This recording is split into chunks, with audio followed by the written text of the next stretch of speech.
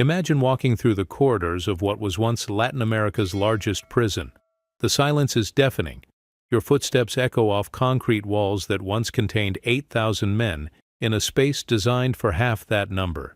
The air still feels heavy, decades after the last inmate was transferred out. This is Carandiru Penitentiary in São Paulo, Brazil.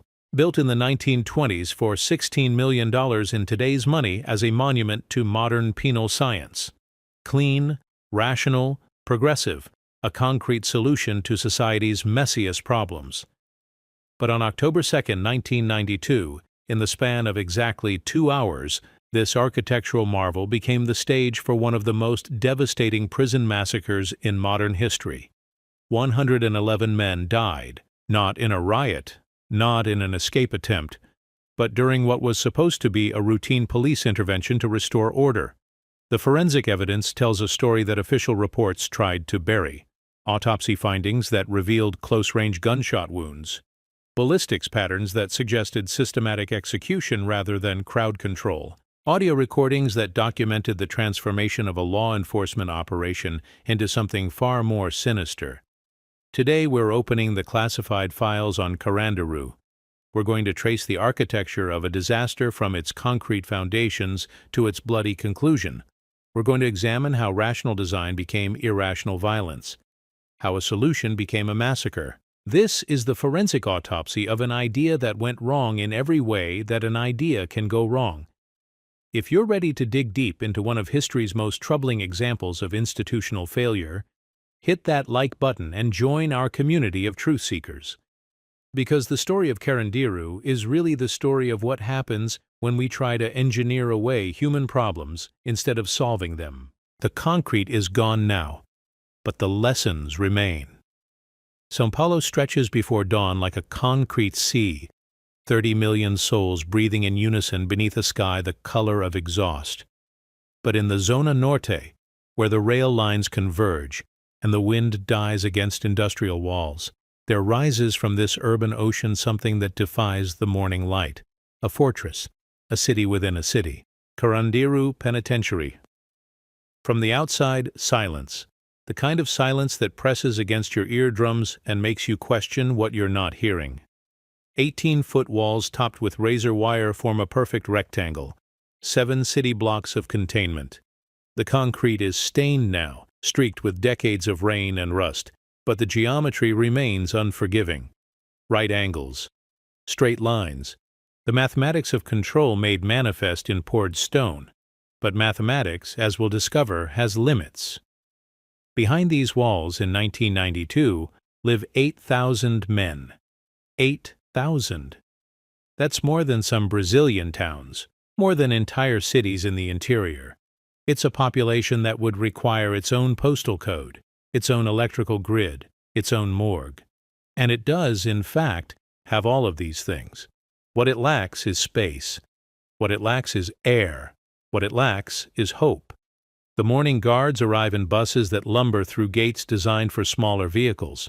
You can hear the diesel engines straining, the gears grinding against the weight of armor and anxiety. Each guard carries keys, hundreds of keys, that jangle like wind chimes in the humid air.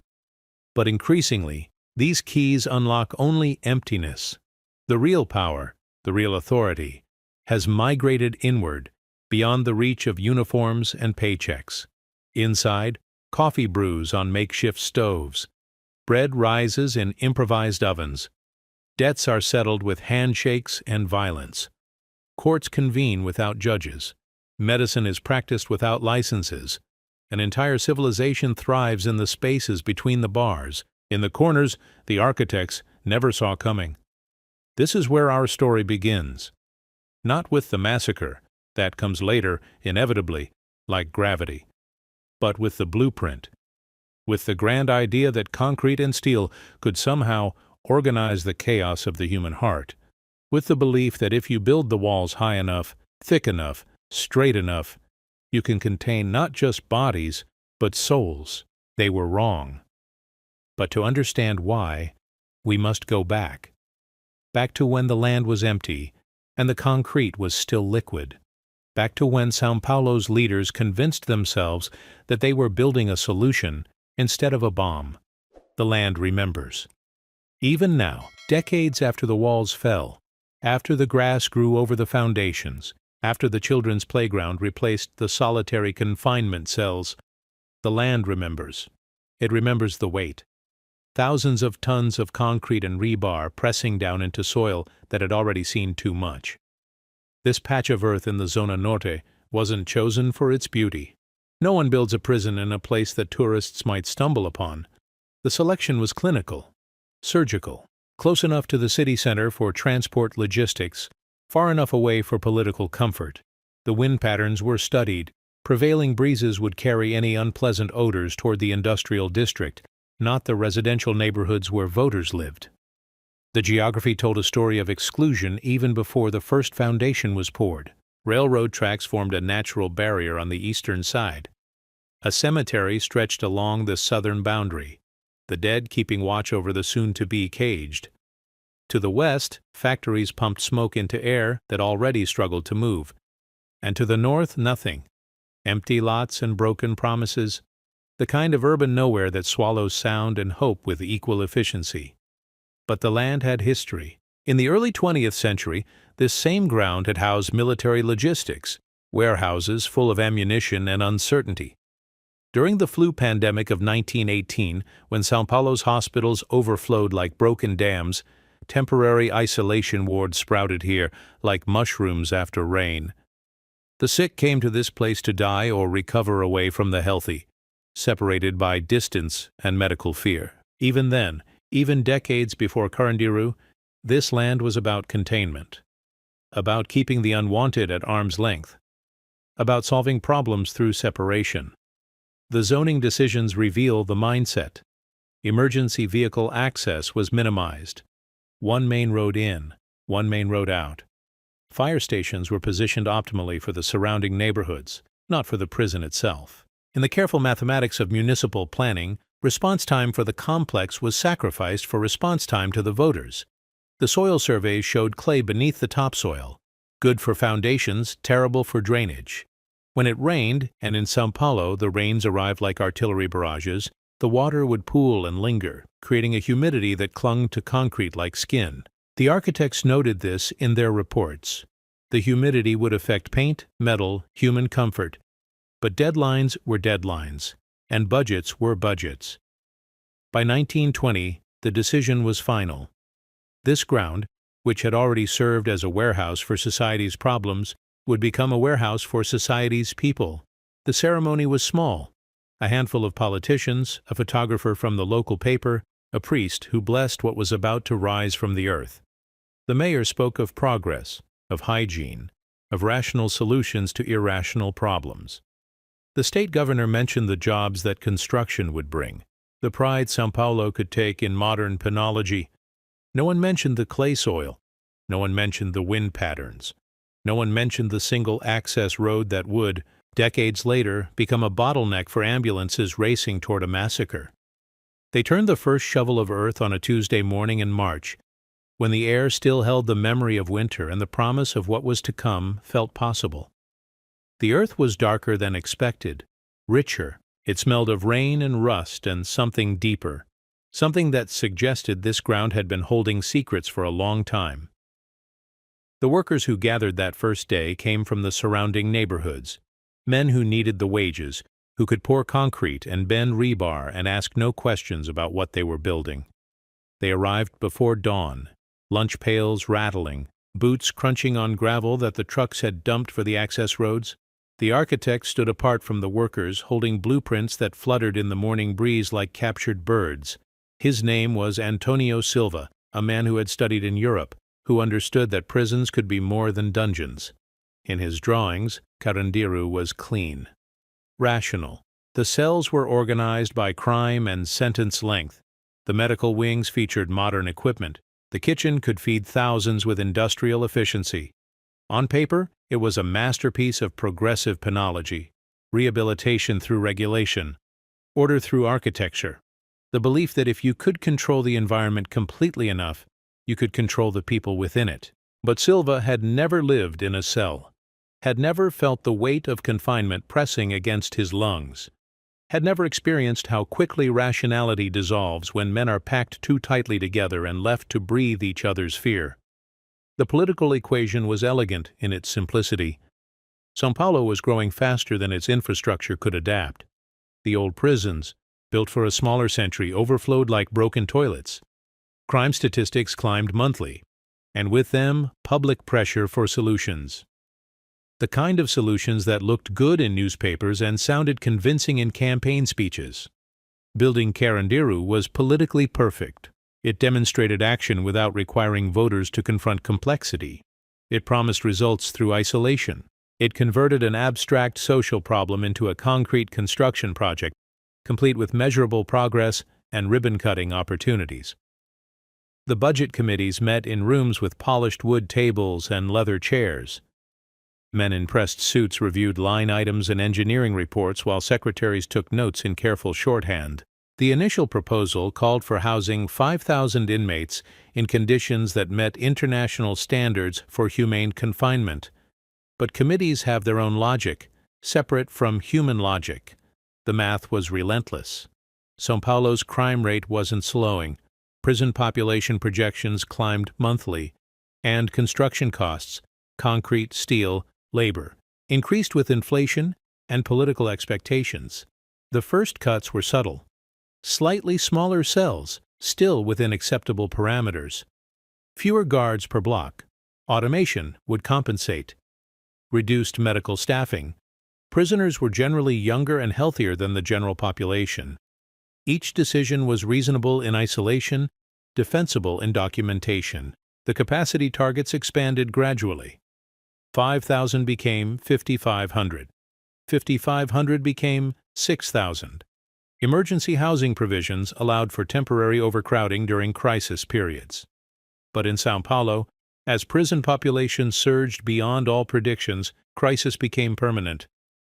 The budget documents, preserved now in archives that smell of old paper and older secrets, reveal the transformation. Page by page, amendment by amendment, the dream of rational imprisonment gave way to the reality of warehousing humans. The word humane appeared less frequently in later drafts. The word efficient appeared more often. By the time the final budget was approved, Carandiru had become something different from what its architect had envisioned. It was no longer a rehabilitation facility. It was a storage solution. The politicians who signed the authorization were men who believed in progress, who saw in concrete and steel the answer to problems that had plagued civilization since the first criminal drew the first weapon. They were not evil men. They were not intentionally cruel. They simply believed that order could be engineered, that human behavior could be managed through environmental design. They were about to learn how wrong they were. The concrete arrived in trucks that groaned under the weight of liquid stone. Day after day, the mixers rumbled through the single-access road, their drums turning slowly, hypnotically, like prayer wheels carrying cement instead of mantras. The sound echoed off the surrounding warehouses and cemetery walls, a rhythm that would continue for 3 years, the heartbeat of construction that never quite stopped. The workers learned the arithmetic of prison building quickly. Foundation depth calculated to resist both earthquake and escape attempts. Wall thickness determined by the tensile strength of available materials and the budget limitations of government contracts. Cell dimensions optimized for maximum occupancy within minimum space, like the cargo hold of a slave ship translated into modern architectural language. The blueprints specified everything: the grade of concrete, the spacing of rebar, the thickness of steel doors. But blueprints are only suggestions until they meet reality. And the reality was that São Paulo's soil shifted with the seasons, that Brazilian steel contained impurities that European specifications didn't account for, that construction schedules designed in offices had to accommodate rainstorms that could last for days. The foundation required 30,000 cubic yards of concrete. That's enough to fill a swimming pool the size of a city block and 15 feet deep. It took 6 months to pour, section by section, with each section curing while the next was prepared. The workers developed a rhythm: mix, pour, level, wait, mix, pour, level, wait. Like a meditation on permanence, But even in the foundation, compromises crept in. The specified concrete mix called for a particular ratio of cement to aggregate, but cement costs fluctuated with shipping schedules and international markets. Substitutions were made. Alternative materials were approved. Each change was documented, justified, signed off on by engineers who trusted that small modifications wouldn't affect structural integrity. They were probably right. The walls would hold. The foundation would support the weight. The prison would stand for decades. What they didn't calculate was how the architecture itself would shape the behavior of the people inside it. The cell design was modular, standardized units that could be repeated across multiple blocks with minimal customization. Each cell measured 8 feet by 10 feet, smaller than most American prison standards, but larger than many urban apartments in São Paulo's favelas. The architects included this comparison in their presentations, as if prison cells should be measured against poverty rather than against human dignity. The doors were steel, with locks designed to be operated from central control stations. The windows were narrow, positioned to provide light without providing leverage for escape attempts. The ventilation system relied on passive airflow, hot air rising through carefully calculated openings, cool air entering through vents near the floor. It was elegant, on paper, a system designed to move air efficiently through confined spaces, to maintain temperature and humidity within acceptable ranges. What the calculations didn't account for was occupancy loads that would exceed design parameters by 300%. What happens to airflow when a cell built for one man houses 5? What happens to temperature regulation when body heat multiplies beyond the system's capacity to compensate? The architects would find out later. The men imprisoned inside would find out first. The construction proceeded in phases. Block by block, the complex took shape like a concrete city rising from the earth. The perimeter walls went up first, 18 feet of reinforced concrete topped with razor wire that glinted in the sun like the scales of some metallic serpent. Then the cell blocks, arranged in precise geometric patterns that looked from above like a circuit board or a computer chip. The workers who built these walls worked in shifts that began before dawn and ended after sunset. They earned good wages by São Paulo standards. Construction paid better than factory work, and factory work paid better than the alternatives available to men with calloused hands and strong backs. But the work was punishing. Concrete dust coated their lungs. Steel splinters drew blood from their fingers. The noise of machinery drilled into their skulls until some claimed they could hear hammering even in their sleep. They built isolation cells reinforced with extra steel.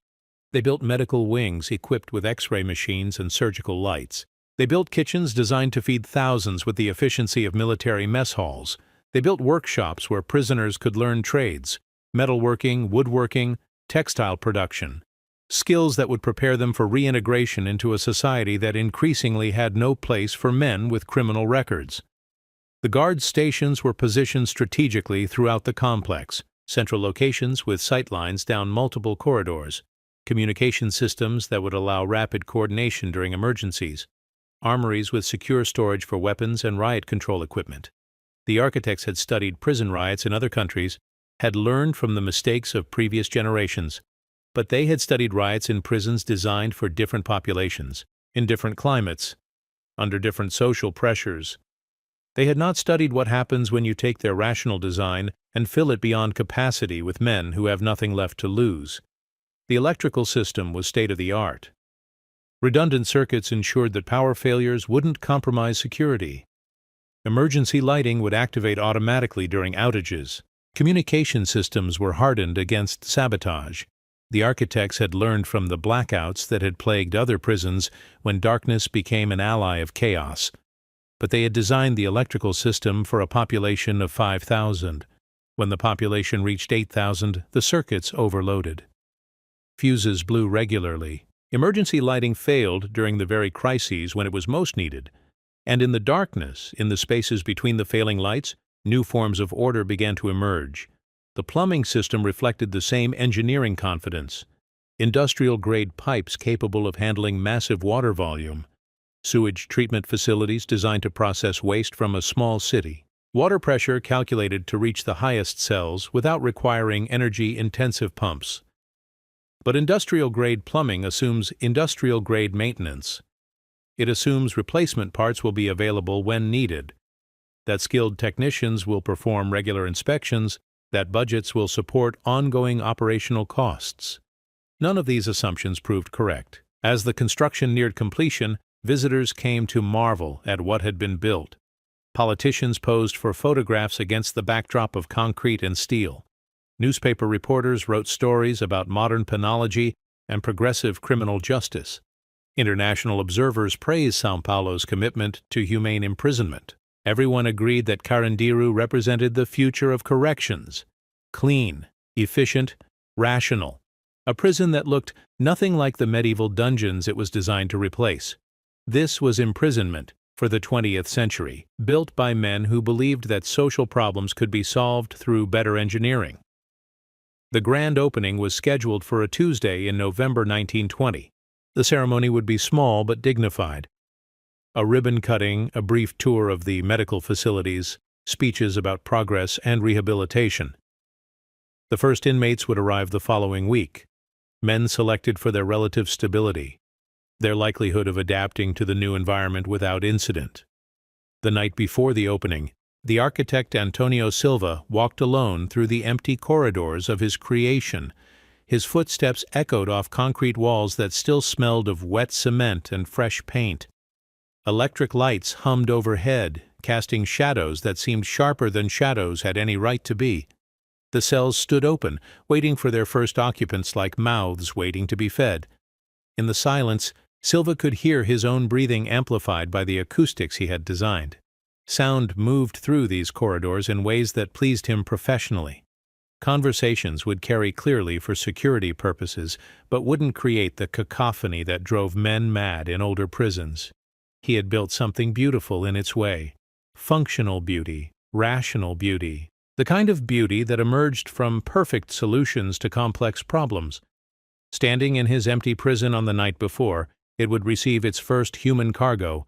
Antonio Silva felt the satisfaction of an engineer who had calculated correctly, who had translated theory into concrete reality.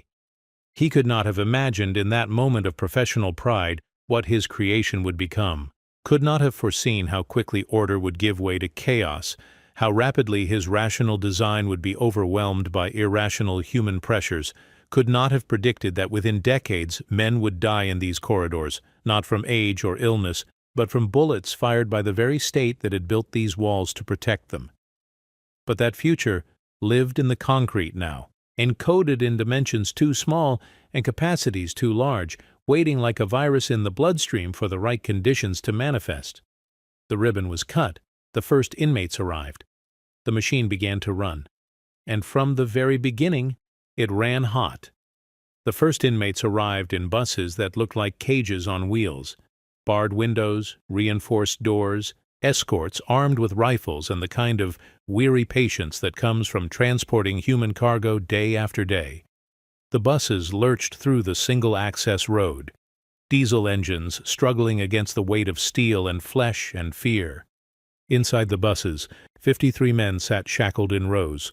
Their crimes varied: robbery, assault, fraud, murder. But their faces shared a common expression, the look of men who'd been measured and found surplus to society's needs. They stared through the barred windows at their new home, at walls that rose from the earth like geometric mountains, topped with wire that caught the morning light like frozen lightning. The intake process was clinical, names recorded in ledgers, personal effects inventoried and stored, bodies searched with the thoroughness of customs inspectors examining suspicious cargo, medical examinations performed by doctors who had learned to see disease before they saw humanity. Each man was assigned a number. Each number corresponded to a cell. Each cell contained a narrow bed, a small table, a toilet, and exactly enough space for one human being to exist without dying. The architects had calculated the minimum space required for survival and added 10% for humanity. It was generous by the standards of the time. For the first few months, the system worked exactly as designed. Wake-up calls at 6. Breakfast served in mess halls where inmates sat in assigned seats and ate measured portions. Work details organized by skill and security classification. Educational programs conducted in classrooms where men who had never finished elementary school learned to read and write. The guards moved through their routines with the confidence of technicians operating well-designed machinery. Keys turned in locks. Doors opened and closed on schedule. Counts were conducted, recorded, and verified. The paperwork flowed smoothly from shift to shift, documenting a success story that would be cited in criminal justice textbooks for decades to come. But success creates its own problems. Word spread through São Paulo's courts and police stations that Carandiru worked. Judges began sentencing more criminals to prison terms, confident that the new facility could handle the volume. Police arrested more suspects, knowing that jail space was available. Prison administrators accepted transfers from overcrowded facilities throughout São Paulo state. The population grew gradually at first. 100 additional inmates. 200. 300. Each influx was managed carefully, distributed across available cells according to security classifications and compatibility assessments. The system absorbed the extra population like a sponge absorbing water, slowly at first, but with increasing saturation. By the end of the first year, occupancy had reached 120% of design capacity. Emergency measures were implemented. Some cells housed 2 inmates instead of 1. Mess hall schedules extended to accommodate more feeding shifts. Work details were expanded to keep more hands occupied. The guards adapted to the new conditions with the flexibility of workers who understood that their jobs depended on making the system function regardless of circumstances. They learned to move more quickly through their rounds. They developed shortcuts for paperwork that bogged down under increased volume. They began to rely more heavily on inmate cooperation, on the unofficial leadership that emerged naturally when men are confined together. What they didn't realize was that this adaptation represented a fundamental shift in how the prison operated. The architects had designed Carandiru to function through official authority, guards controlling inmates through superior numbers, better equipment, and institutional backing. But as population pressures mounted, official authority began to retreat to the perimeters while unofficial authority filled the spaces between the bars. It started with small accommodations. Inmates who demonstrated reliability were given additional privileges. Men who could maintain order in their cell blocks were rewarded with better work assignments, extra recreation time, access to goods that made confinement more bearable. These arrangements made sense to overworked guards who needed cooperation to manage impossible ratios of keepers to kept. But each accommodation created precedent. Each precedent created expectation, and each expectation created the foundation for power structures that existed parallel to, and sometimes in competition with, official prison authority. The medical wing, designed to handle routine health care for 5,000 inmates, struggled to cope with 8,000. Appointments were delayed. Medications ran short. Emergency cases waited hours for treatment. Inmates with medical training, former nurses, army medics, men who had learned to stitch wounds in back alley clinics, began providing informal care to their fellow prisoners. These informal medics charged no money, but they accumulated debts of gratitude that could be converted into influence. A man who could treat infection without requiring official medical approval was valuable in ways that transcended currency.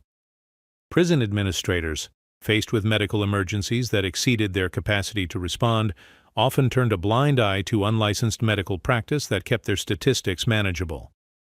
The kitchen facilities, engineered to feed 5,000 with industrial efficiency, stretched to accommodate demand that exceeded all projections. Meal portions shrank. Quality declined. Wait times increased. Inmates began organizing their own food distribution networks, trading skills and favors for additional nutrition. Some prisoners worked in the kitchen. They learned which guards could be approached for special favors, which supervisors looked the other way when extra food found its way into unauthorized hands. A complex economy emerged, based on calories and access rather than cash. Men who controlled food controlled power, and power in prison translates directly into survival. The educational programs, designed to provide rehabilitation through learning, became opportunities for different kinds of education. Literacy classes taught reading and writing, but they also taught organization, leadership, communication skills that could be applied to activities that the curriculum never intended. Men who had never managed anything more complex than a street corner drug deal learned logistics, resource allocation, and personnel management. They learned to read not just books, but people, not just words, but situations. The skills they developed in vocational training, metalworking, electronics, mechanical repair, found applications that the instructors never anticipated. By the second year, Carandiru had developed what sociologists would later call a dual power structure. Official authority operated during daylight hours, during inspections, during the formal rituals of institutional control. Unofficial authority operated in the spaces between, after lights out, during shift changes, in the corners where surveillance cameras couldn't reach. The two systems coexisted uneasily, but necessarily. Guards relied on inmate cooperation to maintain basic order. Inmates relied on guard tolerance to maintain their parallel economy.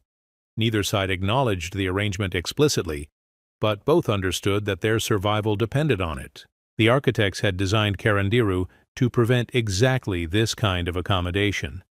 They had studied prisons where unofficial power structures had led to corruption, violence, and institutional breakdown. They had built safeguards into every system, redundant security measures, overlapping authority, checks and balances that would prevent any single point of failure. But they had not designed for scale. They had not anticipated what happens when population pressure exceeds not just bed capacity, but the human capacity of staff to maintain individual relationships with individual inmates. When guards can no longer remember names, when administrators can no longer track personal histories, when the institution becomes too large for personal accountability. In those conditions, abstract systems give way to practical necessities. The physical infrastructure began to show strain. Plumbing backed up more frequently, electrical circuits overloaded during peak demand, ventilation systems, designed for smaller populations, failed to clear humidity and odors from overcrowded cells. The concrete itself began to show wear patterns, floors polished smooth by feet that passed in numbers exceeding design specifications. Maintenance requests accumulated faster than repair crews could address them. Parts that should have been replaced annually lasted 2 years, then 3. Equipment that should have been upgraded was patched and repatched until the patches required their own patches. The guards began to notice changes in the rhythm of the prison, conversations that stopped when uniformed staff approached, areas that inmates seemed to avoid without being explicitly told, informal hierarchies that became visible during meal distribution, work assignments, and conflict resolution. Some guards adapted by learning the unofficial rules. They identified the prisoners whose cooperation was essential for maintaining order. They developed relationships that existed somewhere between professional and personal. Not friendships exactly, but partnerships based on mutual necessity. Other guards retreated into strict adherence to official protocol. They enforced regulations precisely, applied punishments consistently, and maintained professional distance from inmates who they increasingly saw as unpredictable and potentially dangerous. Both approaches had consequences. Guards who accommodated the unofficial power structure found their jobs easier in the short term, but discovered that they had gradually surrendered institutional authority to maintain personal safety. Guards who maintained rigid adherence to official protocol found themselves isolated, outnumbered, and increasingly depended on backup that took longer to arrive as the prison expanded beyond its designed capacity. The prison population continued to grow. By the third year, occupancy reached 150% of design capacity. Cells built for 1 man now housed 3. Cells built for 2 now housed 4 or 5. Men slept in shifts. Personal space became a luxury that only the most powerful could afford. The architecture that had seemed so rational on blueprints began to reveal its flaws under pressure. Sound carried in ways that amplified tension instead of relieving it. Narrow corridors created bottlenecks during movement between areas. Stairwells designed for orderly transit became choke points where conflicts escalated quickly and backup arrived slowly. The heating and cooling systems, calculated for smaller populations, created microclimates within the prison. Some areas became furnaces in summer, freezers in winter. Other areas maintained comfortable temperatures, but only through mechanical systems that ran constantly, consuming energy budgets at rates that forced administrators to choose between climate control and other operational necessities. But the most significant change was less visible than mechanical failure or architectural inadequacy. The most significant change was in the way power moved through the system, not just electrical power, but authority, control, the ability to make things happen or prevent things from happening. Official power still existed. Guards still carried weapons. Administrators still wrote policies. The state still owned the buildings and paid the salaries. But increasingly, official power operated with the consent of unofficial power. Orders were followed not because regulations required compliance, but because cooperation served everyone's interests.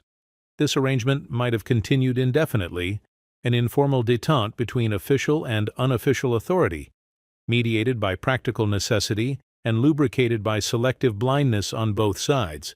Many prisons around the world operate under similar arrangements, finding ways to maintain functional order even when official systems prove inadequate. But Carandiru was built on land that remembered containment, in a city that was growing faster than its ability to solve problems, for a population that increased every year while resources remained constant. The system was designed to be rational, but it was operating in conditions that transcended rationality. And in those conditions, accommodation becomes appeasement, cooperation becomes dependence, and informal power structures, given enough time and pressure, begin to develop their own logic, their own momentum, their own capacity for violence. The machine was running hot. Soon it would begin to run wild. The morning shift arrived at Carandiru like workers reporting to a factory, which in many ways they were. A factory for processing human beings, converting criminals into inmates, chaos into order, society's problems into manageable statistics. They carried lunch pails and thermoses of coffee, keys that jangled like wind chimes, and the particular kind of fatigue that comes from working night after night in a place where sleep is always interrupted by the sounds of 8,000 men breathing in too little space. The guards had learned to read the prison like meteorologists read weather patterns. You could feel pressure building, in the way conversations stopped when you approached, in the quality of silence during evening counts, in the tension that accumulated like static electricity before thunderstorms. Some mornings, the air itself felt different, thicker, more dangerous. This was one of those mornings. Officer Carlos Mendez had worked at Carandiru for 7 years. He'd started when the prison still smelled of fresh paint and possibilities, when the cell blocks echoed with emptiness instead of overcrowding. He'd watched the population climb from manageable to challenging to impossible, each month bringing new faces, new pressures, new accommodations that bent the rules until they snapped. Mendez understood the economy that had emerged inside the walls. He knew which inmates controlled food distribution, drug trafficking, protection rackets. He knew which cells housed the banks where contraband currency was stored, which corridors served as neutral zones for negotiations, which stairwells had become territories worth fighting for. More importantly, he knew that his safety depended not on his uniform or his radio or his training, but on his ability to navigate relationships with men who had nothing left to lose and everything to gain from cooperation. The prison ran on consent now, the consent of the governed to be governed, purchased through compromises that no training manual had prepared him for. The morning briefing took place in a room that still displayed charts showing the original organizational structure of the prison. Chain of command diagrams that assumed guards outnumbered inmates in meaningful ratios. Security protocols designed for populations that could be managed through direct supervision. Emergency procedures that presumed backup would arrive within minutes rather than hours. But the reality described in the briefing bore little resemblance to the charts on the walls. Overnight, 3 separate fights had erupted in different cell blocks. The medical wing had treated 17 injuries. most from improvised weapons that metal detectors somehow failed to discover. The kitchen reported missing inventory, not just food but cooking implements that could serve other purposes in skilled hands. Lieutenant Silva, no relation to the architect who had designed this concrete maze, ran through the incident reports with the mechanical precision of a man who had learned not to invest emotional energy in problems he couldn't solve. Each incident was catalogued, documented, filed according to procedures that created the illusion of control. But everyone in the briefing room understood the truth. They were not controlling the prison. They were managing a controlled collapse, trying to prevent chaos from accelerating beyond their capacity to contain it. The difference between order and disaster was measured not in months or weeks, but in the day-to-day decisions of men who owed the guards nothing and each other everything.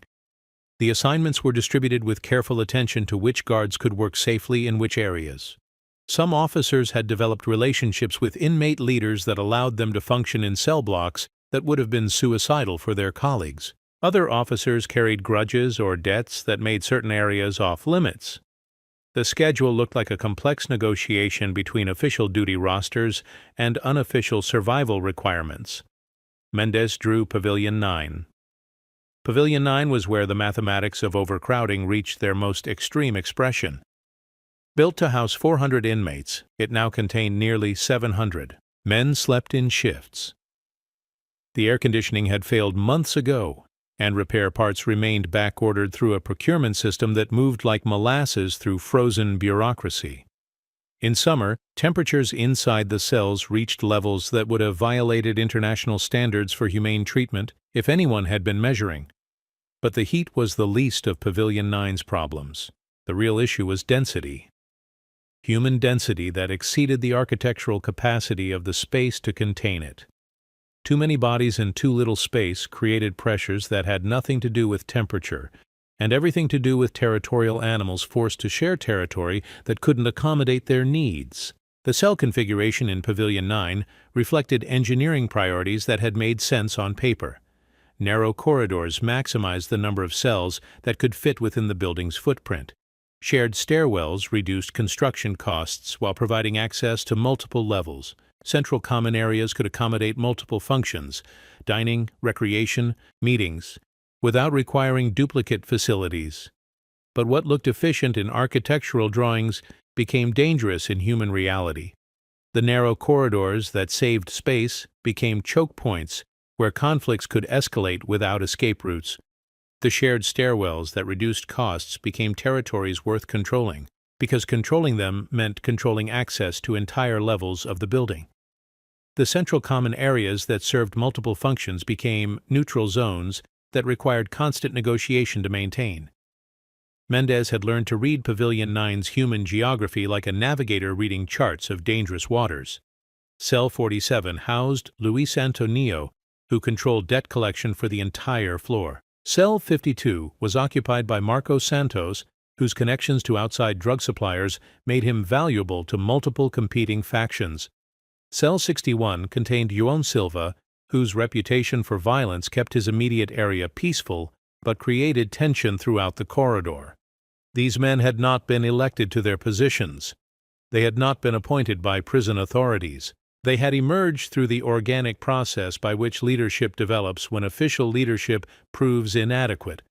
They were respected not because they were good men, though some were, but because they were effective men.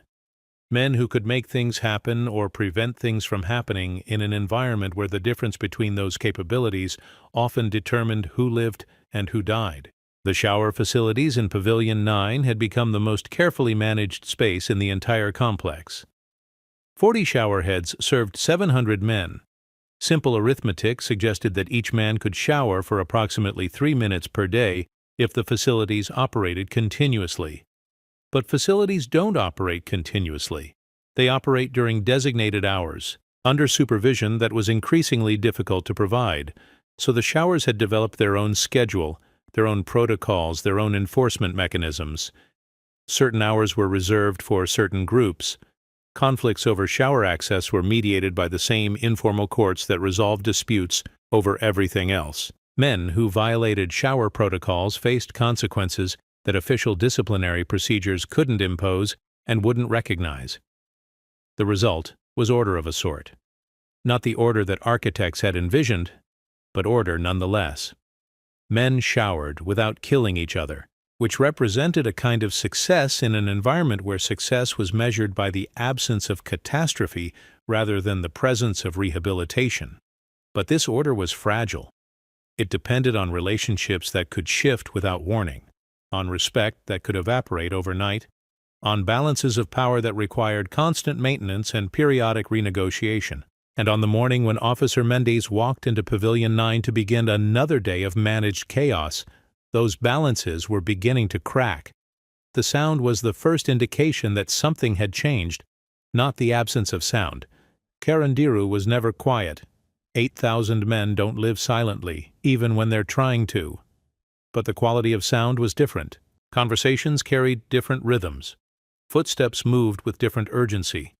Even the mechanical noises, ventilation fans, plumbing, electrical hum, seemed sharper, more intrusive.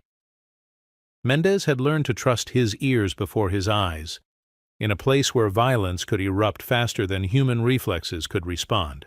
Sound provided early warning that sight alone couldn't offer. The change in conversational patterns. The shift from normal prison chatter to the careful quiet that preceded trouble. The way metal sounds different when it's being weaponized. He paused at the entrance to Cell Block C, the section of Pavilion 9 where tensions had been building for weeks.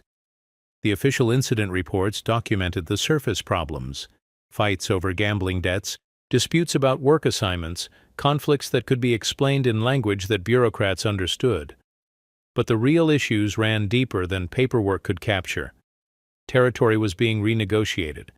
The invisible boundaries that divided Cell Block C into spheres of influence had begun to shift as new arrivals challenged established hierarchies. Recent transfers from other prisons brought different expectations, different relationships, different ideas about how power should be distributed and maintained.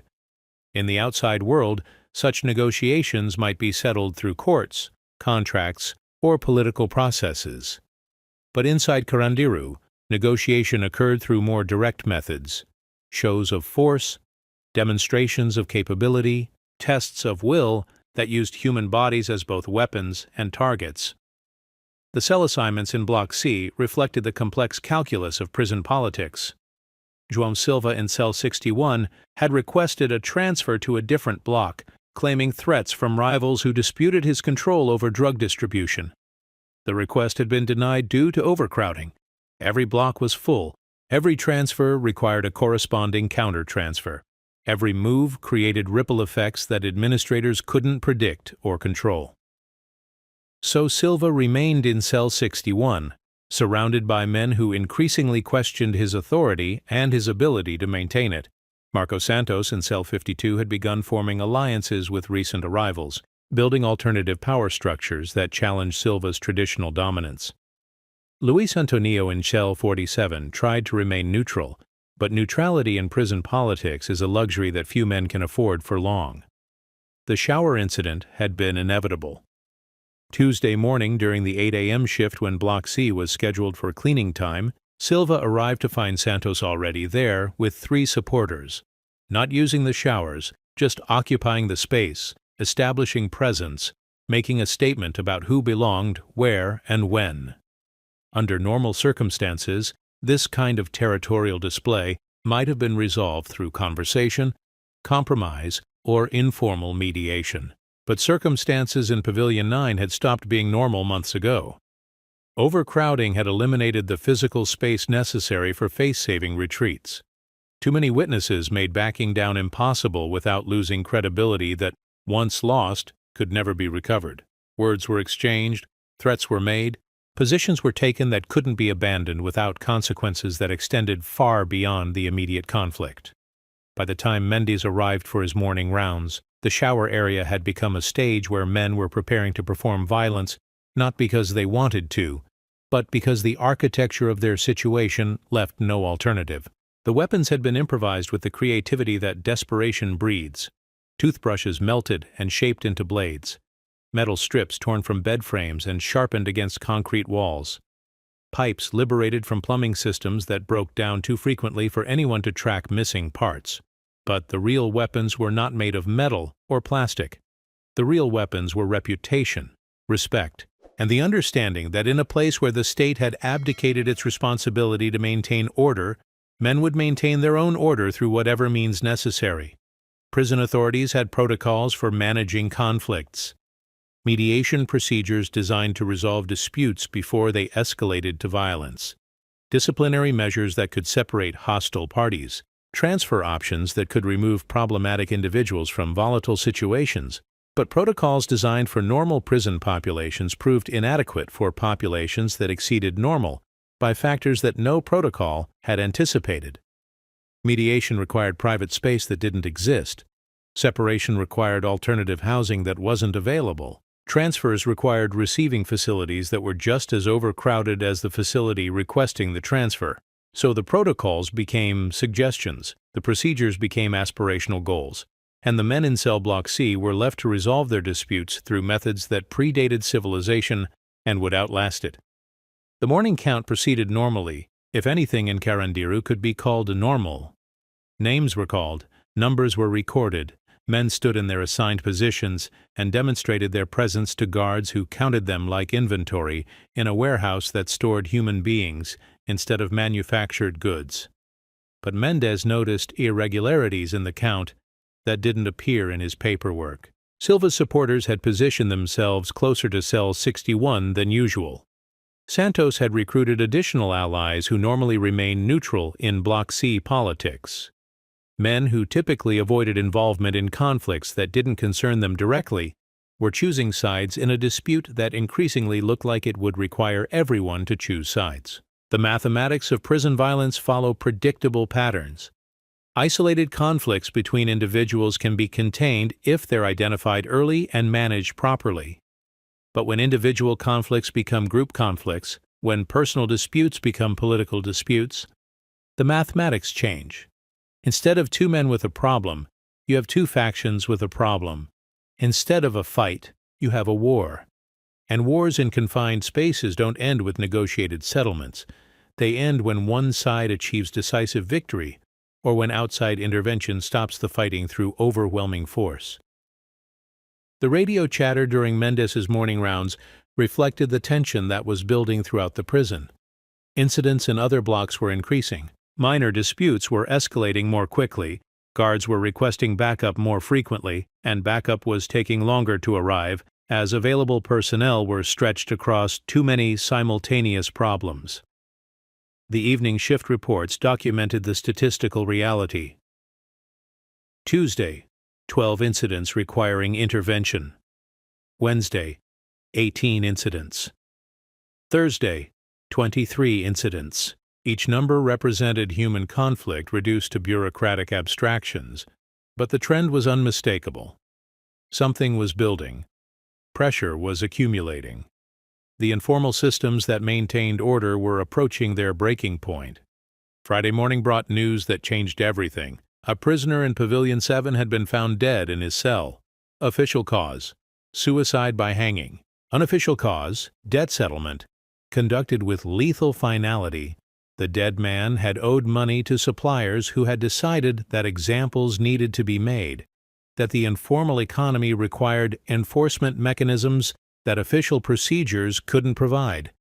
Word of the death spread through Carandiru with the speed of electrical current. Not through official channels. Guards didn't discuss deaths with inmates, and inmates didn't ask guards for information they could obtain more reliably through their own networks. The news traveled through the prison's invisible communication system, carrying with it implications that extended far beyond a single dead man in a single cell. Debt forgiveness through murder. Disputes resolved through elimination. The informal courts that had maintained peace through negotiation and compromise were being replaced by more final solutions. By noon on Friday, the shoe incident in Pavilion 9 had acquired significance that no one could have predicted. A simple theft, one man taking another man's shoes, became a test case for how conflicts would be resolved in an environment where the previous methods of resolution had been demonstrated to be inadequate. Under the old system, The informal system that had evolved over years of accommodation and compromise, a shoe theft, would have been handled through mediation. The thief would have been identified. Restitution would have been arranged. Social pressure would have been applied to prevent repetition. Order would have been maintained through community consensus. But community consensus requires community trust. And trust requires the belief that agreements will be honored, that compromises will be respected, that today's resolution won't be overturned by tomorrow's violence. The dead man in Pavilion 7 had destroyed that belief. If debts could be settled through murder, if disputes could be resolved through elimination, then negotiation became a sign of weakness rather than strength. Compromise became surrender rather than wisdom. So when Santos accused Silva of stealing his shoes, and Silva denied the accusation, neither man could afford to let the dispute be resolved through traditional mediation. Too many people were watching. Too much credibility was at stake. Too much depended on the outcome for either man to risk appearing weak in an environment where weakness had become literally fatal. The fight began at 3:17 p.m. on Friday afternoon in the shower area of Cell Block C, Pavilion 9. It began with 2 men arguing about shoes and ended with 7 men injured, and the unofficial order that had governed the block for years permanently destroyed. But the real fight, the one that would define Carandiru's future, was just beginning. Because in destroying the informal systems that had maintained peace, violence had created a vacuum that something else would have to fill. And the state of São Paulo, which had built these walls and hired these guards and created these conditions, was about to discover that when order collapses in a confined space, restoring it requires methods that no rational architect ever intended to design. The blood on the shower floor was already turning brown when the sirens began. Not the steady, institutional sound of the prison's internal alarm system, but the urgent wail of ambulances racing through São Paulo traffic toward a compound that had always been designed to keep people out rather than let them in. In Cell Block C of Pavilion 9, 7 men lay bleeding while guards tried to restore order in a space that had been designed for order but had become something else entirely, something that responded to violence with more violence, that amplified chaos through architectural acoustics never intended to carry the sounds of human desperation. The fight had lasted exactly 14 minutes, long enough for improvised weapons to find their targets, long enough for alliances to be tested and found wanting, long enough for the informal power structures that had maintained peace to collapse completely. Not long enough for official backup to arrive. Officer Mendez stood in the aftermath, radio in hand, trying to explain to the Central Command Post what had happened in language that bureaucracy could process. How do you describe the collapse of a social order in terms that fit on incident report forms? How do you document the moment when accommodation becomes war? His report would read, Inmate altercation in Pavilion 9, Block C. 7 injured. Cause, dispute over personal property. Status, under investigation. But the truth was more complex and more dangerous than any report could capture. The fight had not been about shoes. It had been about the question that was spreading through Carandiru like a contagious disease. Who has the authority to settle disputes when official authority has proven inadequate? The informal courts that had mediated conflicts for years were dissolving. The agreements that had prevented violence were being repudiated. The respect that had maintained order was evaporating. And in the vacuum left behind, new forms of order were emerging. Harder forms. More final forms. The medical wing received the wounded like a field hospital accepting casualties from a battle that was far from over. Dr. Isabella Santos had been treating prison injuries for 8 years, long enough to distinguish between accidents, self-inflicted wounds, and deliberate violence. The patterns of damage told stories that inmates never volunteered and guards often preferred not to hear. But these injuries were different, more focused, more professional. The men who had fought in Block C had not been flailing in panic. They had been executing specific techniques designed to disable or eliminate threats. Prison violence had evolved from emotional outburst to tactical operation. The wounds were concentrated in areas that would cause maximum damage with minimum immediate lethality. slashed tendons that would leave men permanently disabled, punctured lungs that would heal slowly and painfully, facial injuries that would mark men forever as participants in conflicts that required ongoing consequences. This was not random violence. This was calculated violence, violence with strategic objectives that extended beyond the immediate conflict, violence designed to send messages, establish precedents, demonstrate capabilities that future disputes would need to consider. Dr. Santos had seen prison violence before, but this felt different. Organized, planned, as if the men involved had been preparing for a war that the rest of the institution had not yet recognized was beginning. The evening count in Pavilion 9 proceeded under conditions that had never appeared in any operational manual. 7 empty cells where injured men should have been standing. Guards conducting head counts while wearing protective equipment normally reserved for riot response. Radio communication that used coded language because everyone understood that conversations were being monitored by people who were not employed by the state. The numbers told a story that official statistics would never capture. Block C had housed 87 men before the fight. Now it housed 79, with 7 in the medical wing and 1 who had simply disappeared during the chaos. Inventory that had been accounted for yesterday was missing today, not stolen in any conventional sense, but redistributed according to principles that official procurement procedures couldn't recognize. Most significantly, the cell assignments that had been stable for months were changing rapidly. Men who had shared space peacefully were requesting transfers. Alliances that had governed daily life were dissolving. Territories that had been neutral were being occupied by groups whose intentions remained unclear, but whose capabilities had been demonstrated beyond question. The prison was reorganizing itself, and the reorganization was following principles that had nothing to do with the official organizational chart. Lieutenant Silva conducted the evening briefing with the recognition that everything they thought they knew about managing Pavilion 9 had become obsolete in the span of an afternoon. The procedures that had worked yesterday would not work tomorrow. The relationships that had maintained stability were being renegotiated through methods that bypassed official channels entirely.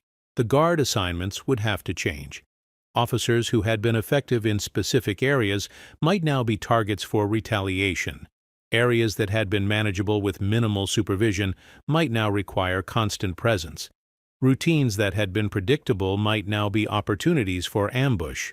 But the most fundamental change was invisible and therefore impossible to address through conventional security measures. The change in expectation. The shift from believing that conflicts would be resolved through negotiation to understanding that they would be resolved through elimination. In that shift, the entire foundation of prison management had dissolved, because managing men who believe in tomorrow requires different strategies than managing men who expect to die today. The late shift arrived at Carandiru like workers reporting to a factory that had caught fire while they were away.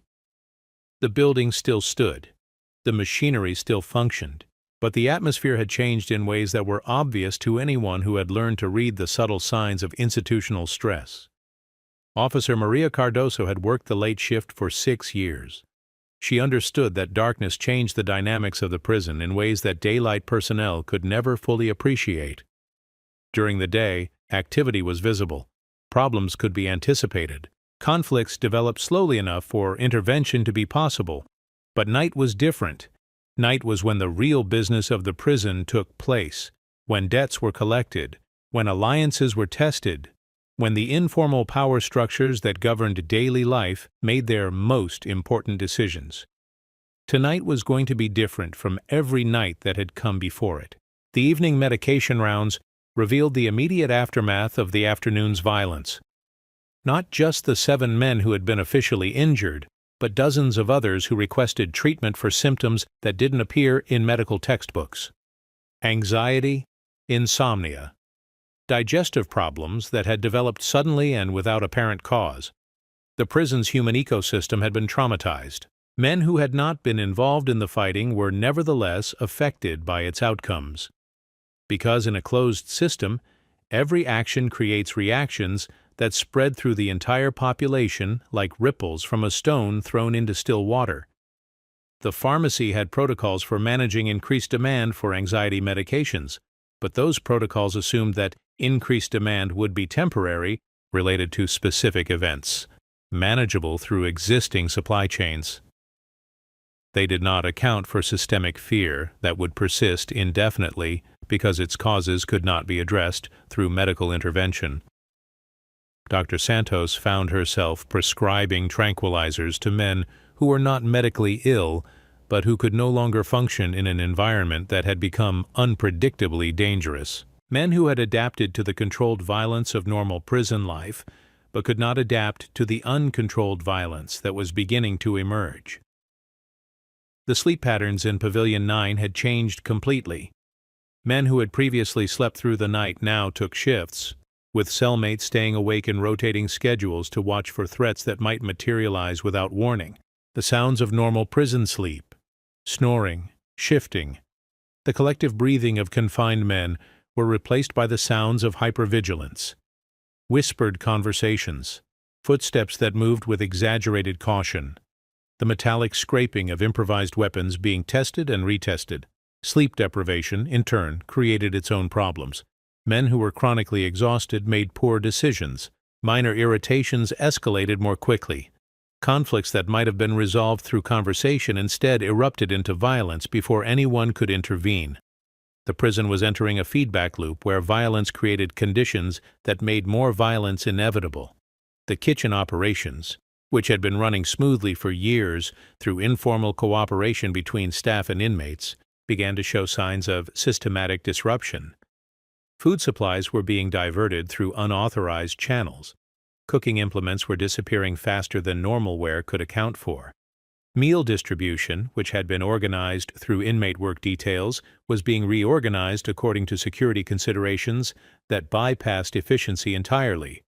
But most significantly, the kitchen had become a neutral zone in negotiations between competing factions. Meetings that could not take place safely in cell blocks or common areas could occur during work shifts under the supervision of civilian staff who were not part of the conflict. The kitchen represented something that was becoming increasingly rare in Pavilion 9, space where men could interact without the immediate possibility of violence. Space where conversations could occur without being interpreted as challenges or threats.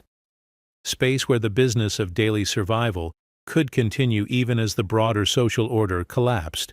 Food had always been currency in prison economies, but now it was becoming something more valuable and more dangerous. It was becoming a strategic resource. Control over food distribution meant control over access to neutral territory. Control over kitchen work details meant control over communication between cell blocks that were increasingly isolated from each other. The civilian staff who supervised kitchen operations found themselves managing not just food preparation, but conflict resolution, intelligence gathering, and diplomatic negotiations between groups whose differences could no longer be resolved through official channels. They were not trained for this role. They were not equipped for this role. But they were the only people in the prison who could move freely between areas that had become mutually hostile territories. The power grid in Pavilion 9 began to show signs of systematic stress that had nothing to do with normal electrical demand. Circuit breakers were tripping more frequently. Lights were burning out faster than replacement schedules could address. Emergency lighting systems were being tested in ways that suggested someone was learning how to disable them deliberately. Most concerning, the communication systems were experiencing failures that appeared to be targeted rather than random.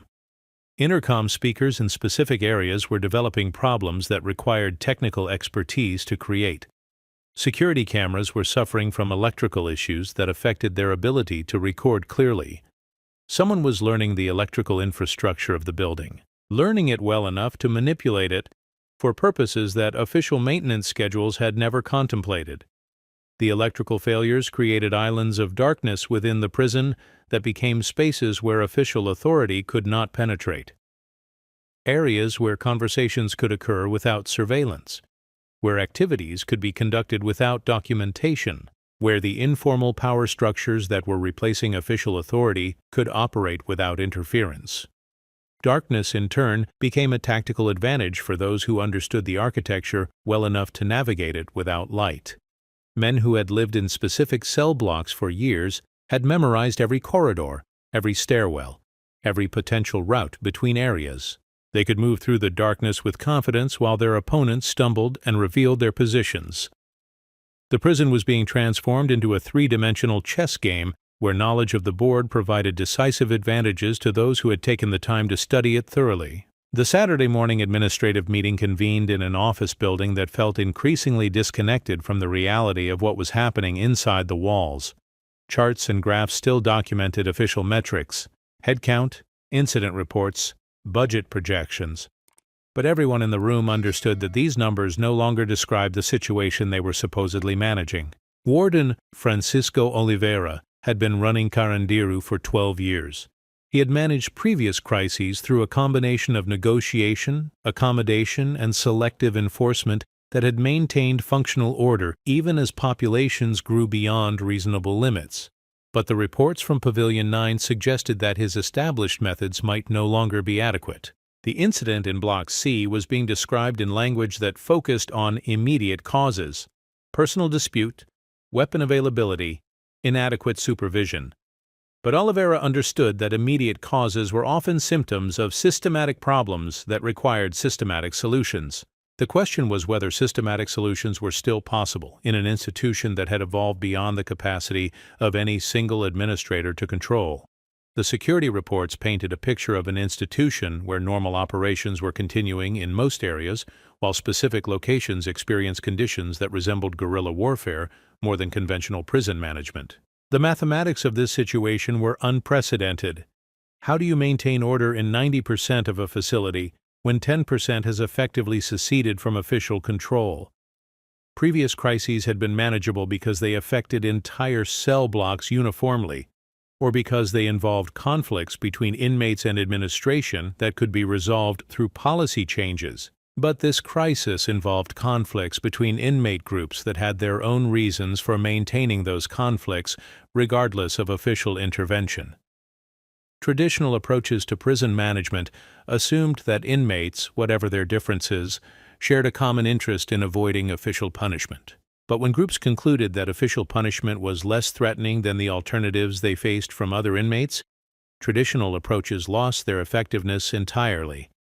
The budget projections showed the immediate costs of increased medical care, overtime for guards, enhanced security measures. But they could not calculate the costs of what economists call systemic failure, the point where an institution's fundamental operations become so compromised that it can no longer fulfill its basic functions. Carandiru was approaching that point with mathematical precision that no spreadsheet could document. The personnel reports documented guard requests for transfers, increased sick leave usage, declining performance ratings. But they could not document the more subtle changes in staff behavior that reflected their growing understanding that their safety depended less on their training and equipment than on their ability to remain neutral in conflicts they could not resolve. Guards were learning to be diplomats rather than enforcers, to negotiate rather than command, to withdraw rather than confront. These adaptations reflected rational responses to irrational conditions, but they also represented the progressive abandonment of official authority to unofficial alternatives. The legal department provided updates on litigation related to previous incidents, court orders regarding prison conditions, legislative investigations that would require testimony and documentation, but their reports made no mention of the fundamental question that was beginning to dominate all other considerations: whether the state retained sufficient authority within its own institutions to implement whatever legal remedies might be ordered. Legal systems assume that institutions possess the capacity to execute legal decisions.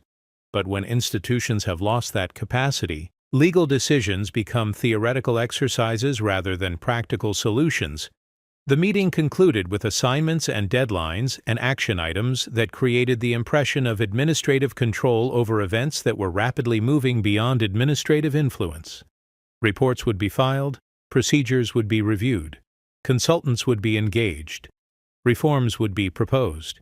But everyone who walked out of that conference room understood that they were no longer managing a prison in any conventional sense. They were managing the controlled collapse of a system that had been designed for different conditions, different populations, different assumptions about the relationship between official authority and human behavior. The question was not whether they could restore the previous order. The question was whether they could prevent the new order from becoming openly violent before the public attention that violence would attract forced them to implement solutions that none of them wanted to contemplate. Monday morning brought the transfer bus. The request had been routine: move 12 inmates from Pavilion 9 to other facilities throughout the São Paulo prison system. Routine dispersal of population pressure. Routine separation of problematic individuals from volatile situations. Routine application of routine procedures to conditions that had stopped being routine. But the list of men to be transferred had been developed through consultation with sources that did not appear in any official organizational chart.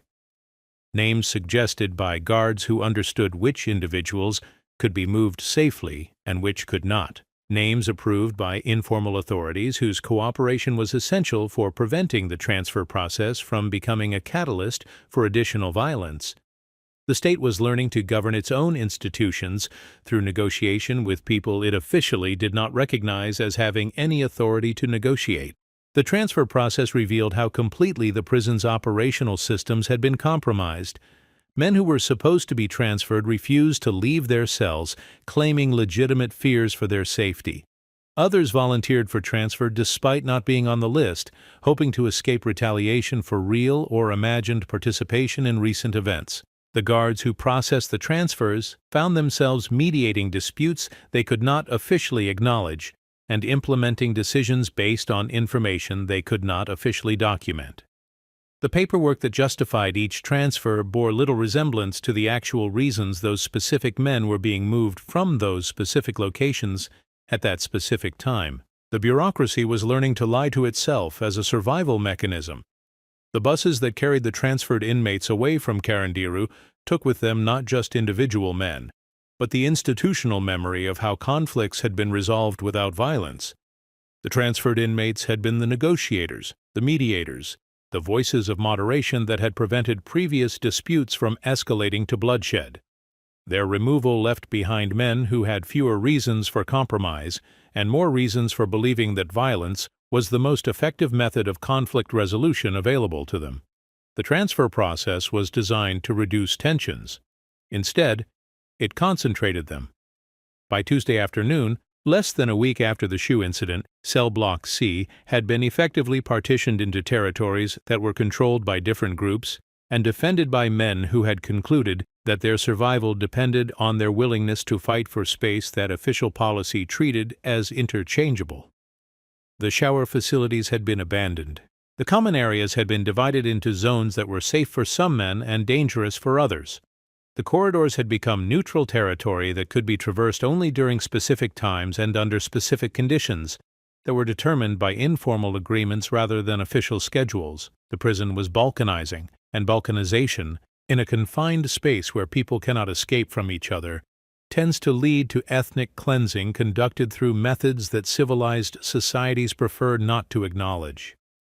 Wednesday brought the discovery that would change everything: a cache of weapons that had been manufactured with industrial precision and stored with military organization. The tools were not the crude implements of desperation that guards expected to find in routine cell searches. They were professionally crafted instruments of violence: blades with carefully balanced weights, handles wrapped for secure grips, edges honed to surgical sharpness. The quantity suggested systematic production rather than individual initiative. The quality suggested skills that went far beyond prison workshop training. But most troubling was the organization. The weapons had been distributed according to a plan that reflected strategic thinking about how violence would be conducted when it could no longer be avoided. Someone was preparing for war. The investigation into the weapons cache revealed supply chains that extended throughout the prison system and into the outside world. Metal had been diverted from legitimate workshop projects. Tools had been borrowed from maintenance operations and never returned. Raw materials had been purchased through commissary accounts that were funded by sources that official records could not identify. The informal economy that had emerged to serve prisoners' needs had evolved into an informal military-industrial complex that could produce instruments of death with the same efficiency it had once produced instruments of comfort. But the most disturbing discovery was not what they found, but what they did not find. Any evidence that these weapons were intended for use against guards or prison staff. The weapons were designed for combat between inmates. They were tools for settling disputes that could no longer be resolved through conversation. The inmates were not planning to escape from prison. They were planning to make prison into a battlefield. Thursday evening brought the first coordinated attack. Not random violence, but tactical violence. Planned violence. Violence with specific objectives that were achieved through methods that demonstrated both sophistication and restraint. 3 men were targeted. All 3 had been involved in the informal mediation systems that had maintained peace in Pavilion 9. All 3 were attacked simultaneously in different locations, preventing mutual assistance or coordinated response. All 3 survived, but with injuries that would prevent them from continuing their roles as negotiators. The message was clear. The old system of conflict resolution was being formally terminated. New methods would take its place. The attacks were conducted with precision that suggested military training or extensive planning or both. The timing eliminated the possibility of intervention by guards or medical staff. The methods caused maximum psychological impact while avoiding fatalities that would trigger investigations that all parties preferred to avoid. But, most significantly, the attacks were coordinated across multiple cell blocks, demonstrating organizational capabilities that extended throughout Pavilion 9 and possibly beyond. Someone had built a command structure. Someone had developed intelligence networks. Someone had created systems for communication and coordination that functioned independently of official prison communications. The inmates were not just reacting to conditions. They were organizing to change them. Friday morning brought the ultimatum. It was delivered through channels that bypassed official communications entirely. No written demands, no formal negotiations. Just a message that reached every relevant authority through methods that no investigation could trace. The situation in Pavilion 9 would be resolved through unofficial means within 72 hours, or it would be resolved through methods that would require official intervention of a type that no one wanted to contemplate. The inmates were not requesting mediation. They were announcing the schedule for a war.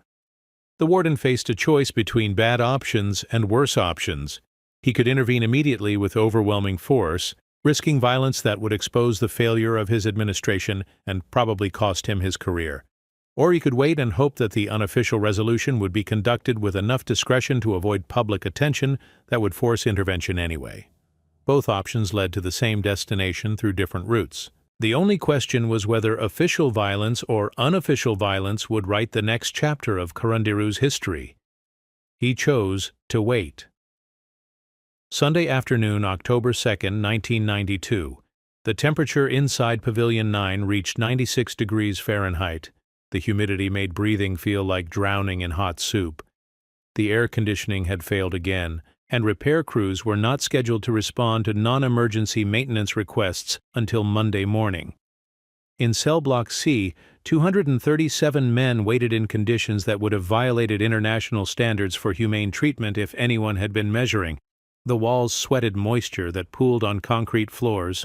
The air moved like syrup through corridors designed for populations half the size they actually contained. But the heat was the least of their problems. The real pressure had nothing to do with temperature. It had to do with the understanding that whatever was going to happen would happen soon, and that when it happened, there would be no place to run. The choice was simple: fight or die. And in that choice, the architecture that had been designed to impose order finally achieved its purpose. Not the order that the architects had intended, but order nonetheless. The order of men who have accepted that violence is inevitable and are waiting only for someone to choose the moment when it begins. That moment would come in 4 hours and 17 minutes, when a guard making routine rounds would discover something that would force him to call for backup, that would arrive in the form of bullets rather than batons. But for now, in the peculiar calm that precedes catastrophe, Carandiru held its breath and waited for the future to begin. 17:28.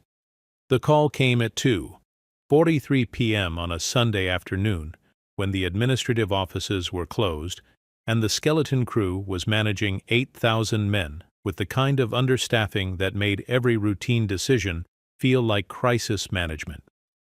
Officer Ricardo Alves was conducting his standard head count in Pavilion 9, Block C, when he found the cell door that should have been locked standing open like a mouth screaming silently into the corridor. Cell 61. João Silva's cell. Empty.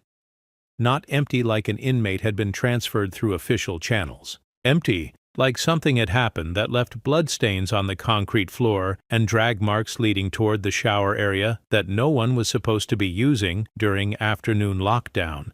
Alves keyed his radio with fingers that had learned to expect the worst but had never quite prepared for this particular version of worst. His voice carried the controlled panic of a man who understood that what he was about to report would change everything that came after. Central. This is Pavilion 9. We have a situation in Block C. Request immediate supervisor response. Request medical. Request. He paused, looking at the blood that was already turning brown in the humid air, calculating how many men it would take to contain what was clearly about to become uncontainable. Request everything. The response came back crackling through radio static that seemed to amplify the distance between the guard making the call and the people who would have to make the decisions about what to do next. Pavilion 9, Central. Nature of situation. How do you explain in radio protocol that the informal ceasefire that has been maintaining order has just been terminated through methods that official incident reports have no language to describe? Central. We have an inmate missing from assigned location. Evidence of violence in cell. Unknown number of additional inmates involved. Situation developing. The words were careful, coded, designed to communicate urgency without creating panic among the other guards monitoring the radio traffic. But everyone who heard the transmission understood that situation developing was the kind of euphemism that preceded requests for ambulances and overtime authorization and newspaper reporters asking questions that no one wanted to answer. Lieutenant Silva arrived at Pavilion 9 12 minutes later, moving through corridors that felt different from when he had left them the night before. The quality of silence had changed. Conversation stopped when he passed. Men who normally made eye contact stared at concrete walls instead. The air itself felt charged with the particular kind of tension that accumulates before thunderstorms and explosions. The missing inmate report was routine paperwork until you added the blood evidence. Blood evidence was manageable until you factored in the timing. Middle of a Sunday afternoon when most inmates should have been in their cells, when movement should have been minimal, when whatever had happened under conditions that made unauthorized activity almost impossible without extensive planning. Planning suggested organization. Organization suggested leadership. Leadership suggested that whatever had happened to João Silva was not an isolated incident, but part of a broader strategy that was being implemented according to schedules that official security protocols had no way to anticipate. The search of Cell 61 revealed the systematic removal of everything that could identify Silva's personal relationships, business associations, or political connections within the prison. His letters had been taken. His photographs had been removed. Even his commissary receipts were gone. Someone had erased not just Silva himself, but any evidence of who he had been and how he had functioned within the informal economy of Pavilion 9. This was not random violence. This was professional elimination conducted with the thoroughness of corporate reorganization. The blood pattern suggested that Silva had been alive when he was moved from his cell. The drag marks indicated that he had been conscious enough to resist, but not strong enough to prevent his removal. The trail led through corridors that should have been monitored but somehow were not, toward areas of the prison where surveillance was limited and sounds were muffled by architectural features designed for other purposes. Following the blood trail was like following a map drawn by someone who understood the building's security weaknesses better than the people who were supposed to be providing security. The shower area in Block C had been transformed into something that required new vocabulary to describe accurately. Not a crime scene exactly, because official crimes required official victims, and Silva's status was still technically missing rather than murdered. But not a normal space either. Something between an operating theater and an execution chamber, organized with surgical precision, but designed for purposes that surgery was never intended to serve. The blood here was different, fresher, more extensive, distributed in patterns that suggested Silva had been brought here for specific procedures that required privacy, time, and tools that were not normally available in prison shower facilities. But he was not here now. Whatever had been done to João Silva in this carefully prepared space, it had been completed, and the evidence had been removed with the same efficiency that had characterized every other aspect of the operation.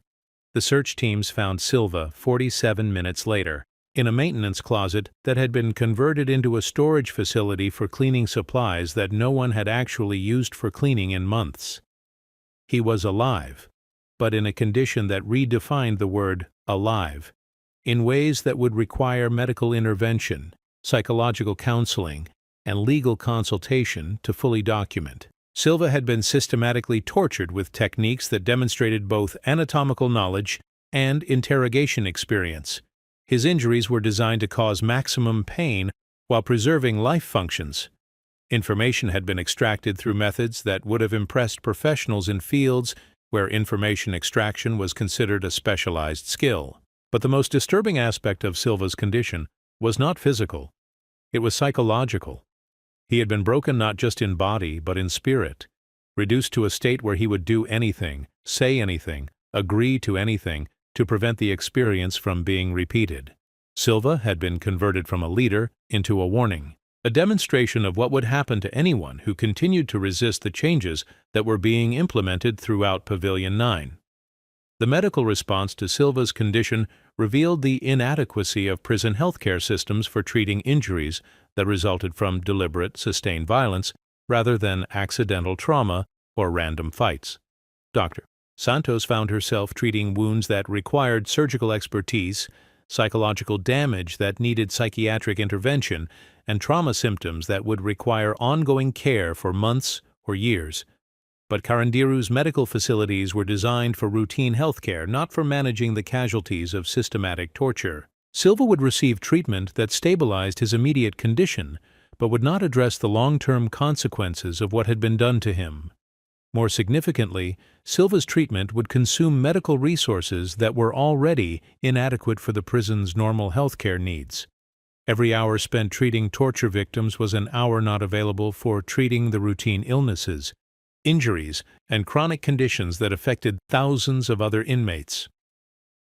The prison's medical system was being overwhelmed not just by increased violence, but by increased sophistication of violence that required correspondingly sophisticated medical responses. The interrogation of Silva, conducted in the medical wing under conditions that balanced his need for treatment with the administration's need for information, revealed the existence of organizational structures that had been developing within Pavilion 9 for months without attracting official attention. Silva described command hierarchies with clearly defined roles and responsibilities, financial systems that managed resources more efficiently than official prison economics, communication networks that moved information faster and more accurately than official channels, justice systems that resolved disputes more quickly and decisively than official disciplinary procedures. But most significantly, Silva described military-style planning for scenarios that official security protocols had never contemplated. Contingency plans for managing conflicts with other prison factions, strategies for controlling territory within the prison, methods for defending that territory against efforts to reclaim it. The inmates were not just reacting to conditions. They were preparing to control conditions. The investigation into Silva's torture revealed supply chains that extended throughout the prison system and into the outside world. The tools that had been used were not improvised weapons, but professional instruments that had been manufactured specifically for inflicting pain without causing death. Someone with access to metalworking equipment had been producing torture devices with the same precision they had previously devoted to manufacturing routine contraband. Someone with medical knowledge had been advising on techniques that would maximize suffering while preserving life. Someone with organizational skills had been coordinating activities that required timing, communication, and logistical support. The informal economy that served prisoners' daily needs had evolved into an informal infrastructure capable of supporting sustained military operations. But the most troubling discovery was that the torture had not been conducted to extract information about past events. It had been conducted to obtain compliance with future plans. Silva had been forced to agree to specific actions that would be required of him in coming days and weeks. The torture was not punishment for past resistance, it was recruitment for future cooperation. Sunday evening brought an emergency administrative meeting that convened in an atmosphere of controlled panic. The routine procedures for managing prison incidents had proved inadequate for managing incidents that represented fundamental challenges to the state's authority within its own institutions. Warden Oliveira faced a situation that had no precedent in his training or experience. An inmate had been systematically tortured by other inmates using professional techniques and equipment. The torture had been conducted according to plans that demonstrated organizational capabilities that rivaled those of the official prison administration. The victim had been released alive, but in a condition that made him a permanent advertisement for the consequences of continued resistance to unofficial authority. Traditional responses to prison violence assumed that violence resulted from spontaneous conflicts that could be managed through separation, punishment, and enhanced security. But this violence was strategic, organized, and designed to achieve political objectives rather than settle personal disputes. How do you respond to systematic torture when the torturers have better intelligence networks than the security staff? How do you protect inmates from other inmates when the inmates have more effective communication systems than the guards? How do you maintain official authority when unofficial authority has demonstrated superior organizational capabilities? The legal department advised caution. Silva's torture represented a serious crime that would normally trigger police investigation and criminal prosecution. But prosecuting inmates for crimes committed against other inmates required testimony from witnesses who would then become targets for retaliation by organizations that had just demonstrated their willingness to use professional torture techniques. Moreover, criminal prosecution would require official acknowledgement that the state had lost control of its own institutions to the extent that inmates could conduct sustained torture operations without detection or interference. Such acknowledgement would trigger legislative investigations, media scrutiny, and federal intervention that would probably result in the replacement of the entire administrative staff. The legal options that existed in theory proved unavailable in practice. The Security Department recommended immediate lockdown of Pavilion 9, followed by systematic searches that would identify and confiscate the tools and equipment that had made Silva's torture possible. But lockdown procedures required sufficient personnel to maintain order during the enforcement phase, and sufficient space to house inmates during the investigative phase. Carandiru had neither. Lockdown would require calling in staff from other facilities, which would compromise security at those facilities. Searches would require moving inmates to temporary housing that did not exist. Confiscation would require storage space that was already inadequate for routine evidence management. The security options that existed in theory proved impractical in reality. The medical department reported that Silva's injuries would require ongoing treatment that would strain the prison's healthcare resources for months. But more concerning, Silva's psychological condition suggested that he had been converted from a disruptive influence into a compliant asset who would follow instructions from his torturers regardless of their compatibility with official prison regulations. Silva had become a sleeper agent within his own prison, programmed to serve interests that were contrary to those of the institution that housed him. But the most troubling medical finding was that Silva showed signs of having received expert medical care during his torture. His injuries had been treated with techniques and materials that suggested access to medical knowledge and pharmaceutical supplies that inmates were not supposed to possess. Someone with medical training had been supervising the torture to ensure that Silva survived in a condition suitable for the psychological manipulation that followed. The meeting concluded with the recognition that all available options carried unacceptable risks. Intervention would trigger violence. Non-intervention would enable violence. Enhanced security would require resources that did not exist. Reduced security would invite challenges that could not be met. The administration was paralyzed by a situation that offered no good choices, only different varieties of catastrophic failure. Monday morning brought the first direct challenge to official authority. Not a riot exactly, because riots are chaotic, and this was organized. Not a protest, because protests make demands, and this was an announcement, a declaration that unofficial authority was prepared to exercise power openly rather than discreetly. The challenge took the form of a work stoppage in the kitchen facilities. Inmates who had been reporting for food service duties for years simply failed to appear for their assigned shifts. No explanations, no demands, no negotiations. Just the systematic withdrawal of cooperation that kept the prison's food system functioning. By noon, 8,000 men had received no meals. By evening, they would begin experiencing the kind of hunger that makes routine conflicts into life-threatening emergencies.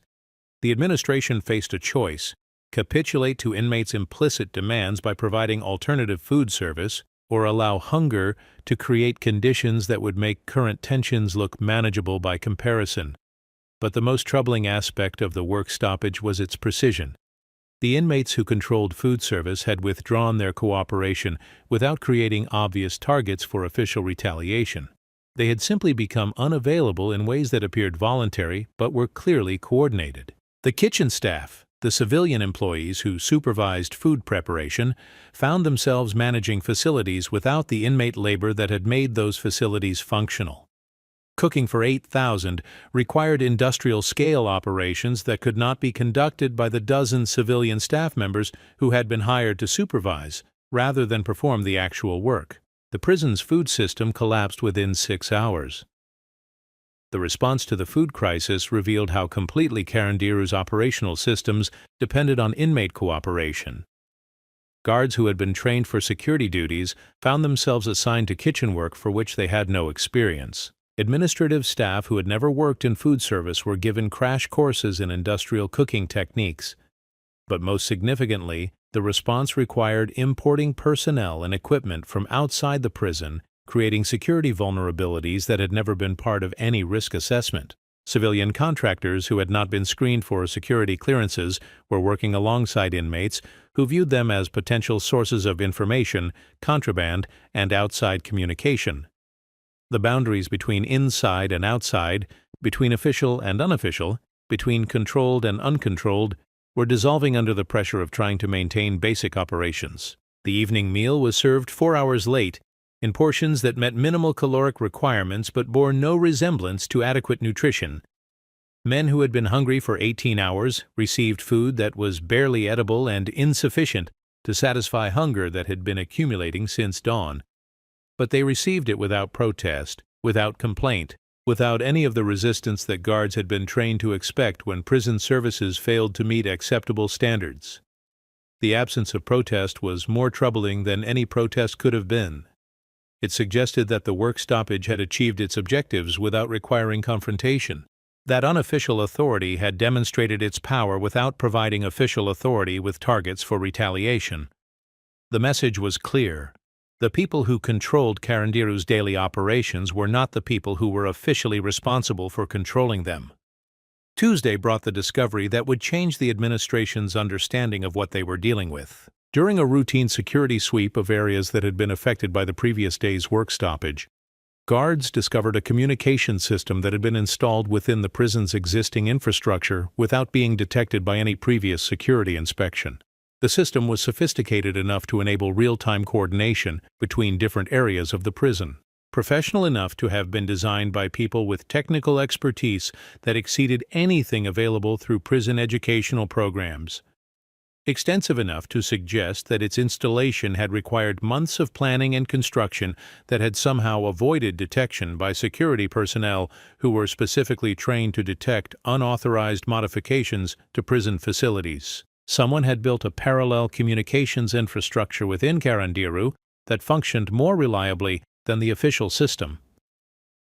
The technical analysis of the communications equipment revealed components that were not available through normal commissary purchases or workshop programs, circuit boards that had been manufactured outside the prison, batteries that had been obtained through supply chains that bypassed official procurement procedures, wiring that had been installed with professional skill by people who understood electrical systems well enough to tap into existing power supplies without being detected by routine maintenance inspections. The communication system had not been built by men with too much time and too few resources.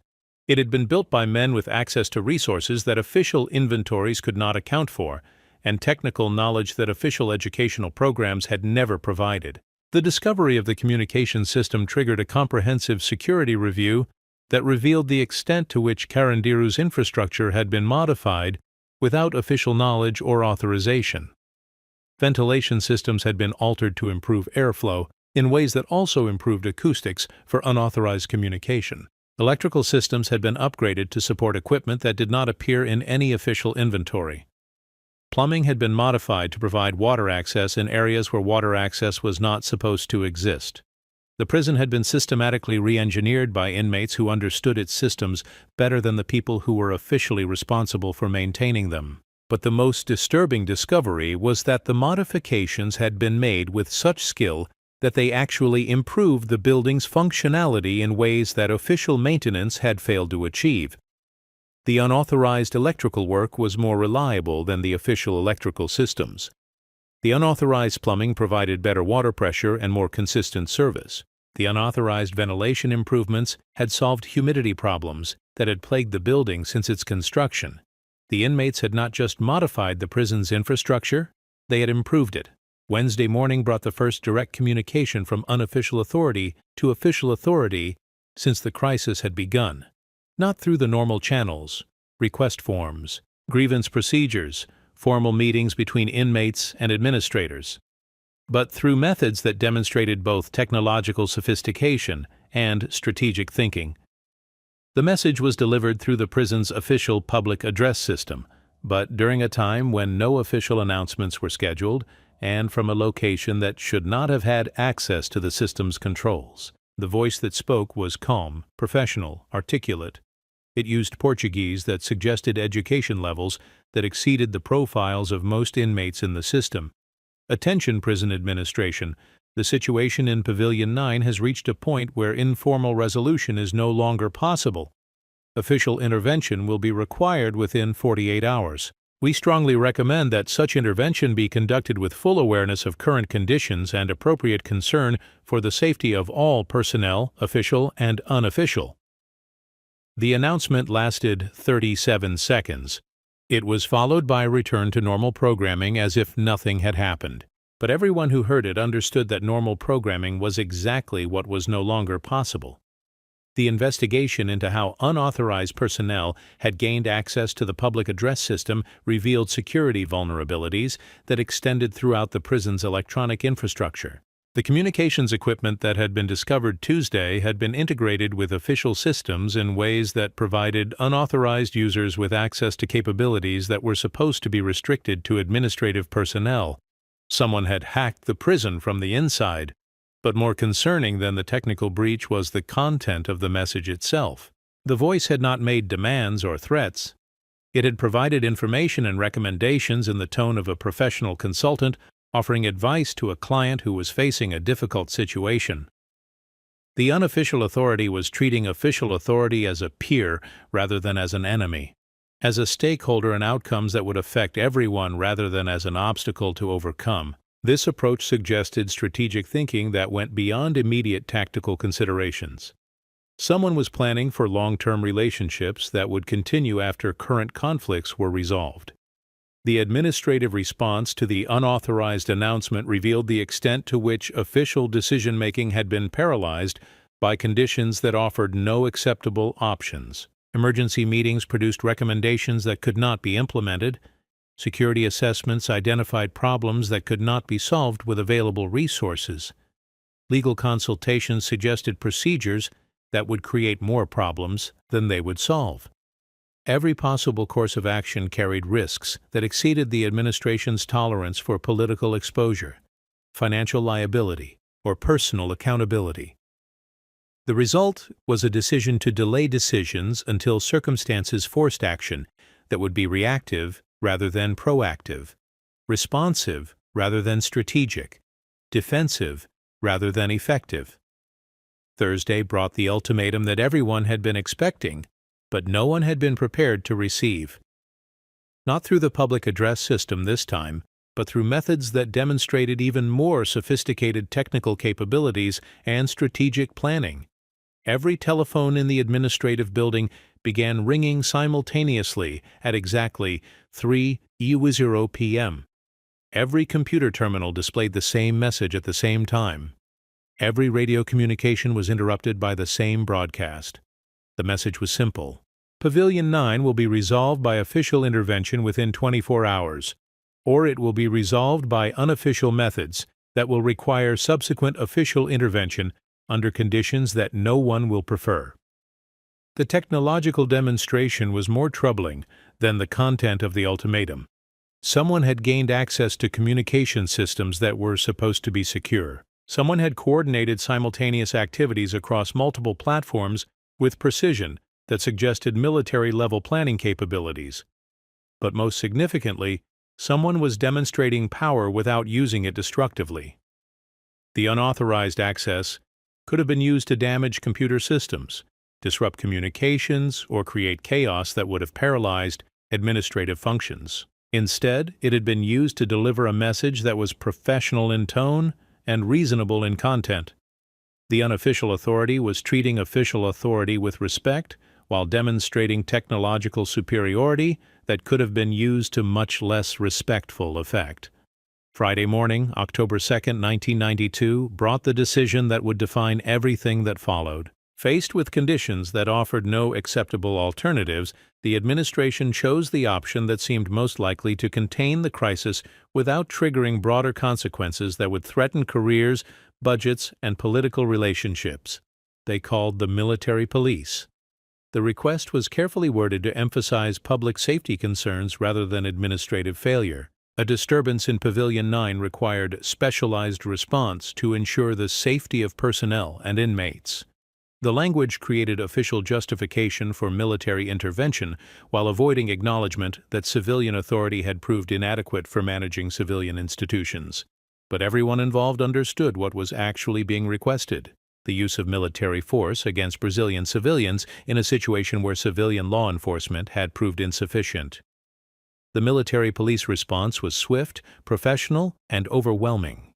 Within 2 hours, armed personnel were staging in areas adjacent to Carandiru, preparing for operations that would be conducted according to protocols designed for urban warfare rather than civilian law enforcement. The operational planning reflected assumptions about armed resistance, fortified positions, and sustained combat that seemed inconsistent with the prison environment. But the intelligence briefing suggested conditions that had more in common with military occupations of hostile territory than with routine law enforcement activities. By noon, Carandiru was surrounded by military personnel equipped for battle against enemies who possessed weapons, training, and organizational capabilities that required military rather than civilian response. The siege of Pavilion 9 was about to begin. But inside the building that would soon become a battlefield, 800 men waited in conditions that no military manual had been designed to address. Men who were trapped not just by walls and bars, but by circumstances that offered no escape from violence that was approaching with the inevitability of weather. The architecture that had been designed to impose order was about to impose a different kind of order, the kind that comes from superior firepower rather than superior authority, the kind that settles disputes through elimination rather than negotiation. In 4 hours and 17 minutes, the shooting would begin, and when it ended, Carandiru would have a new kind of order, the order of silence, the order of the grave. 17. 32. The first shot was fired at 4:23 p.m. into air that had been holding its breath for hours. not by the military police who were still positioning themselves according to tactical plans that assumed resistance they had not yet encountered, not by the guards who had withdrawn to positions that offered protection but not visibility, but by an inmate in Pavilion 9 who understood that whatever was about to happen would happen whether he participated or not. The shot came from a window on the third floor, fired by a man whose name would never appear in any official report, because official reports would have no interest in documenting the individual decisions that converted institutional crisis into mass casualty event. The bullet struck concrete, ricocheted off steel, and disappeared into the geometry of the building without hitting anyone. But the sound, that sharp crack that splits air like breaking bone, changed everything that followed. Because sound travels faster than thought, and in the confined acoustics of Carandiru's corridors, that single gunshot multiplied into what sounded like sustained automatic weapons fire. The military police response was immediate, overwhelming, and designed for enemies who possessed military capabilities rather than improvised weapons. They entered Pavilion 9 through access points that had been identified through architectural blueprints rather than tactical reconnaissance, moving according to procedures that assumed organized resistance rather than chaotic desperation. What they found, instead, were conditions that no tactical manual had prepared them to evaluate. Corridors packed with men who had nowhere to retreat. Stairwells that created natural choke points where movement became impossible. Cell blocks that amplified sound until single voices became crowd noise, and crowd noise became the soundtrack of revolution. The building itself was fighting back. Lieutenant Colonel Eduardo Santos led the first wave of military police into Pavilion 9 with confidence based on 20 years of experience managing civil disturbances in urban environments. He had broken up riots in São Paulo's favelas. He had restored order during prison disturbances in facilities throughout the state. He understood crowd psychology, tactical positioning, and the use of overwhelming force to restore civil authority. But Carandiru was different. The architecture that had been designed to facilitate control instead facilitated chaos. Narrow corridors that should have allowed tactical teams to advance in formation instead forced them into single-file movements that eliminated their numerical advantages. High ceilings that should have provided clear sight lines instead created acoustic chambers where gunshots echoed and multiplied until no one could determine the direction or intensity of actual gunfire. Most critically, the building's layout created a three-dimensional maze where military police units lost contact with each other within minutes of entry. Radio communication that functioned perfectly in open spaces became unreliable in corridors lined with steel and concrete. Visual coordination that depended on clear sight lines became impossible in a building designed to compartmentalize and isolate. The military police found themselves fighting the building as much as they were fighting its occupants. The first casualties occurred within 7 minutes of initial entry in Stairwell B between the second and third floors of Cell Block C, a bottleneck that forced tactical teams into formations that eliminated their training advantages while maximizing their exposure to thrown objects, improvised weapons, and the kind of desperate violence that emerges when cornered men realize they have nothing left to lose. Private Marcus Oliveira was struck by a piece of metal pipe that had been thrown from the third-floor landing, with accuracy that suggested either exceptional luck or extensive practice. The impact fractured his skull and created the first blood that would pool on concrete floors designed to be hosed clean, but never intended to absorb this quantity of human fluid. But Oliveira's injury created tactical problems that extended beyond immediate medical concerns. Evacuation procedures required personnel who were needed for crowd control. Medical attention required secure areas that did not exist in a building where every space had become potentially hostile. Communication with command posts required radio equipment that functioned poorly in enclosed spaces filled with panicking men.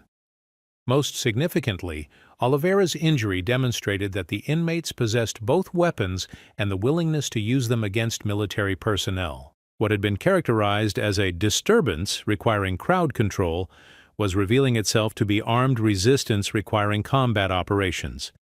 The rules of engagement changed within minutes of first contact.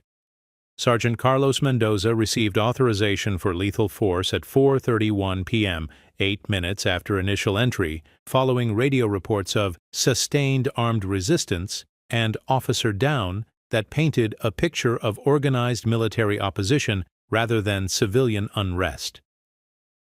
The authorization was transmitted through communication channels that were designed for police operations rather than military operations, creating confusion about command authority that would persist throughout the incident. But authorization for lethal force in confined spaces creates tactical problems that training exercises cannot simulate. In corridors filled with both hostile and non-hostile personnel, identification of legitimate targets becomes impossible. In environments where sound amplifies and distorts, determining the direction and intensity of threats becomes guesswork. In buildings designed to contain rather than evacuate, distinguishing between aggressive advance and panicked retreat becomes academic. Lethal force authorization, in the context of Pavilion 9, meant authorization to shoot at movement in an environment where everyone was moving.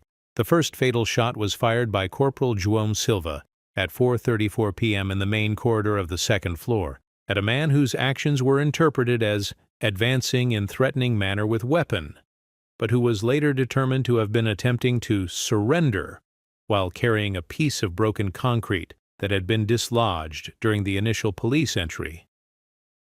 The man's name was Antonio Ferreira, age 23, sentenced to 8 years for armed robbery, 3 years remaining on his sentence, survived by parents who would spend the next decade pursuing legal remedies that would never adequately explain why their son had died, while attempting to surrender to police who were supposed to be restoring order rather than eliminating resistance.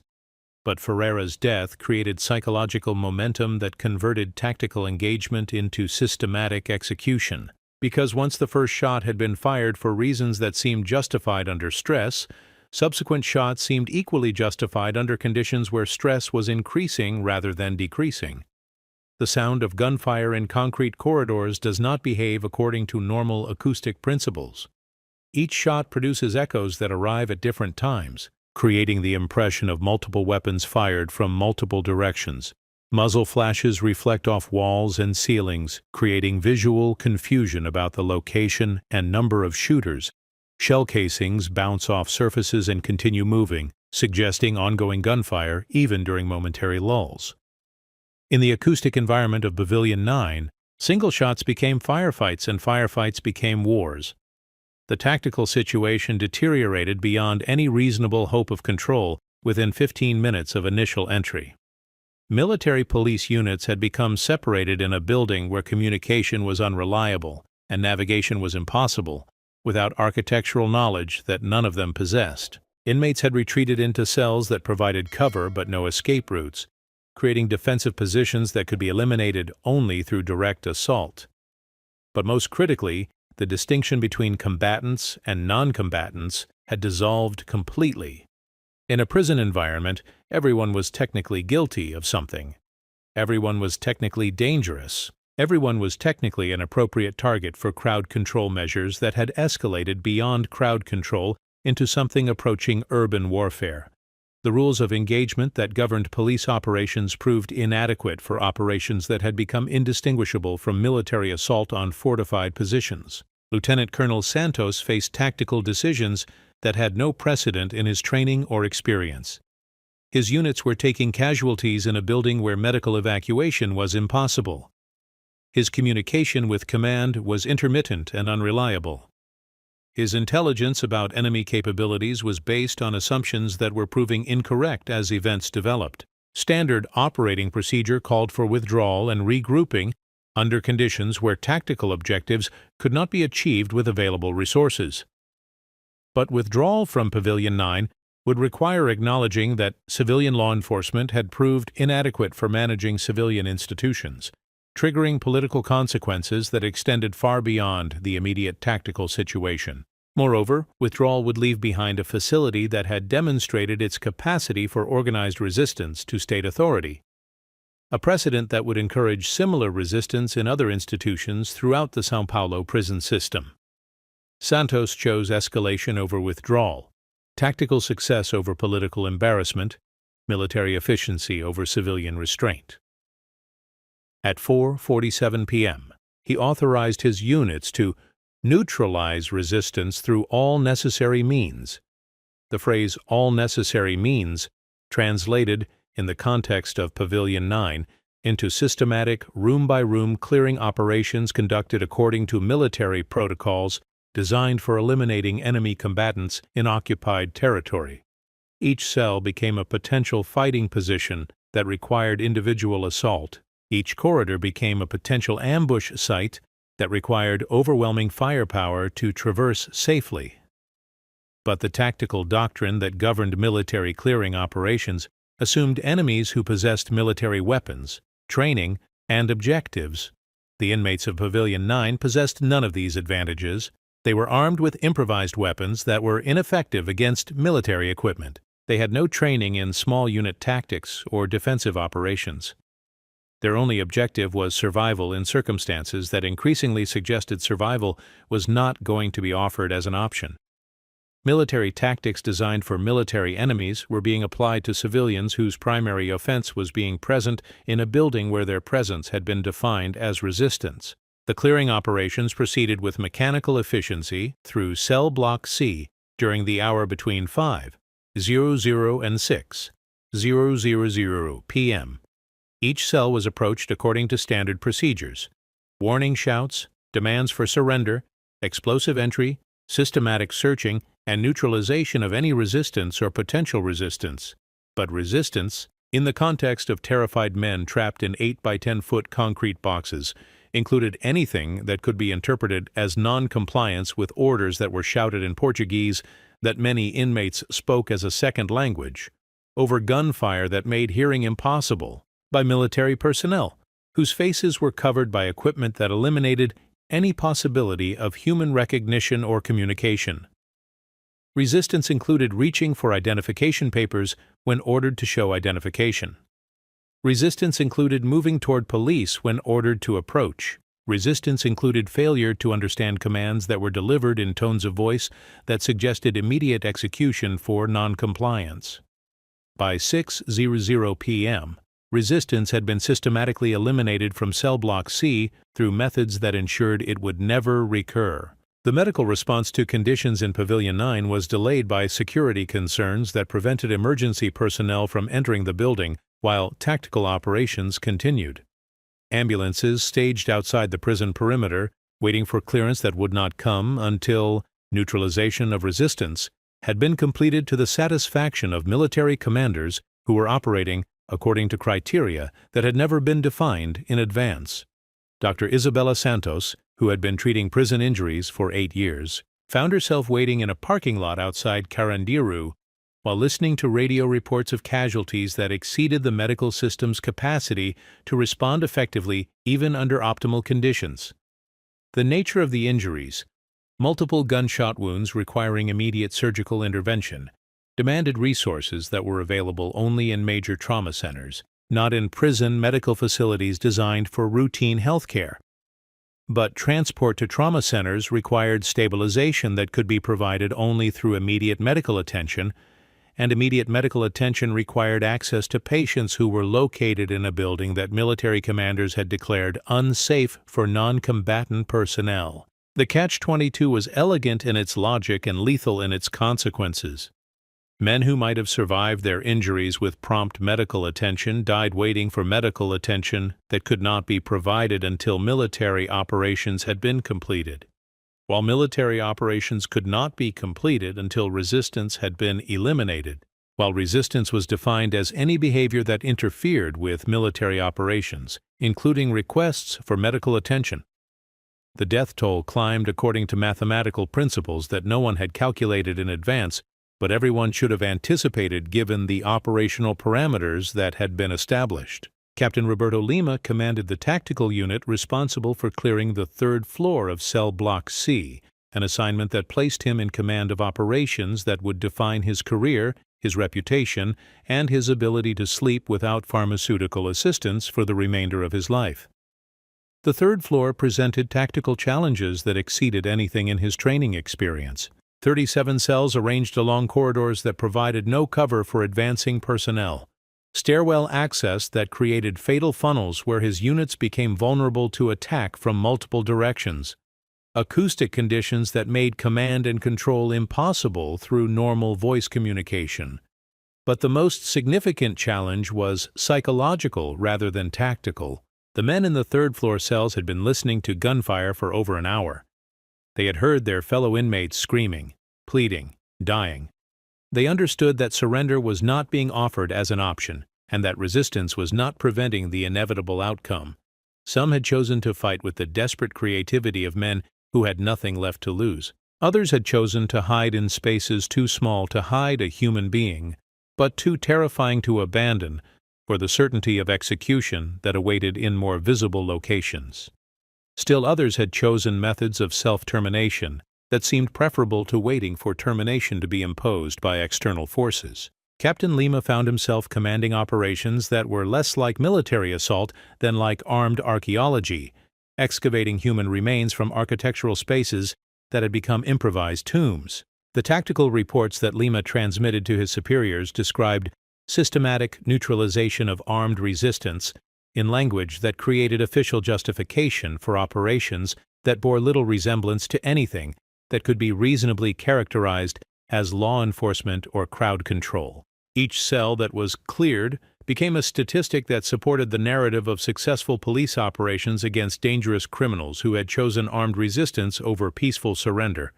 But the statistical narrative bore no resemblance to the operational reality that Lima witnessed personally and would remember involuntarily for the rest of his professional and personal life. The armed resistance consisted primarily of men who had barricaded themselves in cells using mattresses and furniture that provided psychological comfort, but no tactical advantage. The systematic neutralization consisted primarily of shooting men who posed no credible threat to personnel who were protected by military equipment and training. The successful police operations consisted primarily of executions conducted under legal authority that had been created through administrative decisions rather than judicial procedures. Lima completed his assigned mission with military efficiency and professional competence, but he also completed it with the understanding that he had been ordered to conduct operations that were indistinguishable from war crimes, justified through legal interpretations that would not survive scrutiny by anyone who had not been present when those interpretations were developed under pressure of immediate tactical necessity. The official radio communications between Pavilion 9 and command posts located outside Carandiru reveal the progressive transformation of a law enforcement operation into a military operation into something that had no proper classification in Brazilian legal or military doctrine. 4:23 p.m. Pavilion 9, we have initial resistance, requesting backup units. 4:31 p.m. Pavilion 9, we have officer down, requesting authorization for enhanced response.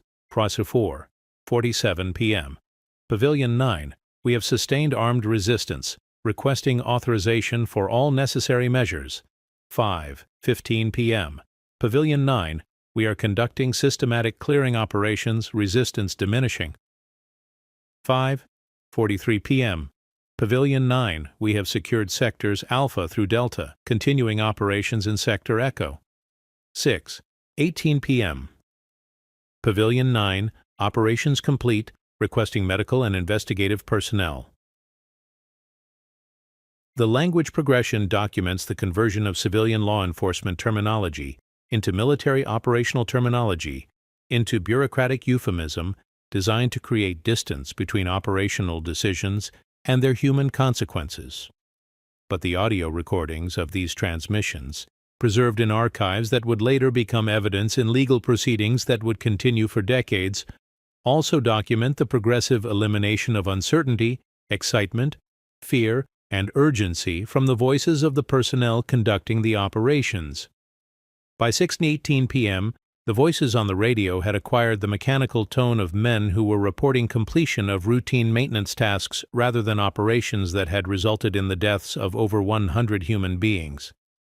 The psychological transformation was as systematic as the tactical operations it documented.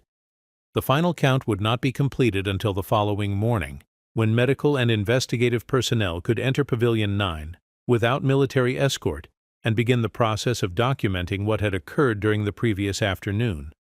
But the preliminary estimates available by midnight suggested casualties that exceeded any previous prison incident in Brazilian history.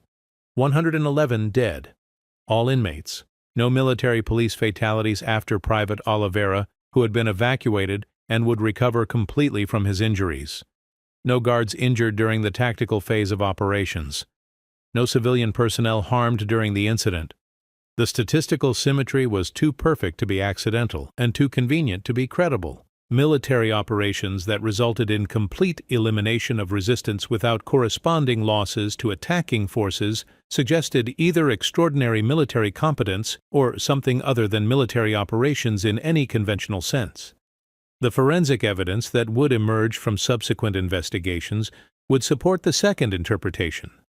The autopsies, conducted over the following weeks by medical examiners who were not employed by the state prison system, revealed patterns of injury that were inconsistent with combat operations or crowd control procedures.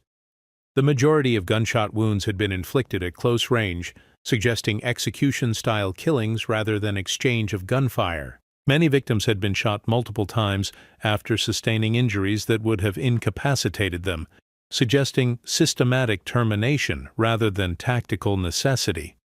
Most significantly, the ballistics evidence indicated that the majority of shots had been fired downward, suggesting that victims had been shot while prone or kneeling rather than while advancing or resisting. The physical evidence was consistent with systematic execution of prisoners rather than suppression of armed resistance, but the physical evidence would not be made public until political pressures forced disclosure that the involved parties had every incentive to prevent. In the immediate aftermath of October 2nd, the official narrative emphasized successful restoration of order through decisive law enforcement action against dangerous criminals who had chosen armed resistance over peaceful compliance with legitimate authority. The narrative was professionally crafted, politically necessary, and forensically false. The cleanup operations that began on the morning of October 3rd were conducted with the same systematic efficiency that had characterized the tactical operations of the previous afternoon. Blood was washed from concrete floors using industrial equipment that removed not just stains but any evidence of the volume of blood that had been spilled. Bullet holes were documented for investigative purposes, and then repaired according to maintenance procedures that prioritized restoration of normal operations over preservation of forensic evidence. Personal effects of deceased inmates were collected, inventoried, and stored according to procedures that treated them as abandoned property, rather than evidence of individual human lives that had been terminated under circumstances that would require judicial review. The building itself was restored to operational condition within 48 hours, as if nothing had occurred that would prevent its immediate return to normal prison functions. But normal prison functions were exactly what would never again be possible in a building where over 100 men had been killed by state personnel acting under official authority. The restoration of physical order could not restore the institutional relationships that had been destroyed when accommodation was replaced by elimination as the preferred method of conflict resolution.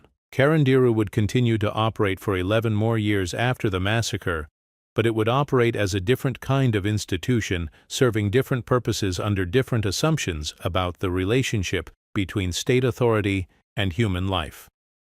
On December 8, 2002, exactly 10 years and 66 days after the massacre, Carandiru was officially deactivated and its 8,000 inmates were transferred to other facilities throughout the São Paulo prison system. The building was left empty, its cells unoccupied, its corridors silent except for the sound of wind moving through architecture that had been designed to contain human voices but had ended by silencing them permanently. 2 years later, the demolition began. Wrecking balls reduced concrete and steel to rubble that was hauled away in trucks and disposed of in landfills where no monuments would mark its significance. The site was converted to a public park, with playgrounds and walking paths, and carefully landscaped gardens that erased every trace of what had occurred there. But the land remembers. Even under grass and flowers, even under the laughter of children who play where men once died. The land remembers the weight of the buildings that stood here, the sound of the voices that were silenced here, the reality of the choices that were made here. And sometimes, on quiet afternoons when the wind moves through the trees that were planted to replace the walls that were demolished to erase the memory of the mistake that was built here, you can almost hear the echoes of 111 voices that asked a question that never received an answer. How did architecture become destiny?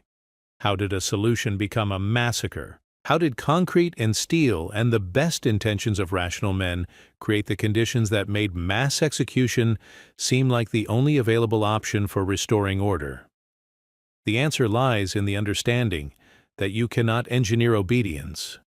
You cannot design away the human capacity for resistance. You cannot pour concrete thick enough to contain the pressure that builds when dignity is sacrificed for efficiency, when humanity is subordinated to system requirements, when the architecture that is supposed to serve human needs begins to reshape humans to serve architectural limitations.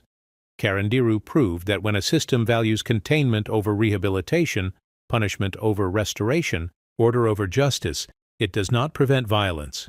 It stores violence. It concentrates violence. It transforms violence from individual pathology into institutional policy. And when that stored violence is finally released, the architecture that was designed to protect society becomes the instrument of society's greatest shame. The park that stands now where Carandiru once stood is beautiful in the way that all memorials are beautiful. Peaceful, quiet, removed from the complexities that necessitated their creation. Children play on swings where cells once stood. Joggers run paths that trace the perimeter where walls once rose. Couples walk hand in hand through gardens that bloom where blood once pooled. But beneath the beauty, beneath the peace, beneath the careful forgetting that landscape architecture can provide, the questions remain. Where else are we building Carandirus? Where else are we convincing ourselves that human problems can be solved through better engineering? Where else are we pouring concrete over human pressure and calling it progress? The answers are all around us. In every institution that prioritizes control over dignity, in every system that treats human beings as problems to be managed rather than lives to be served, in every architectural solution that assumes compliance can be designed rather than earned. Carandiru is gone, but the thinking that created Carandiru remains. And until we learn to build institutions that serve human flourishing, rather than demanding human sacrifice, the echoes of October 2nd, 1992 will continue to reverberate through every concrete corridor where power meets desperation and chooses to eliminate rather than understand. The land remembers, and so should we.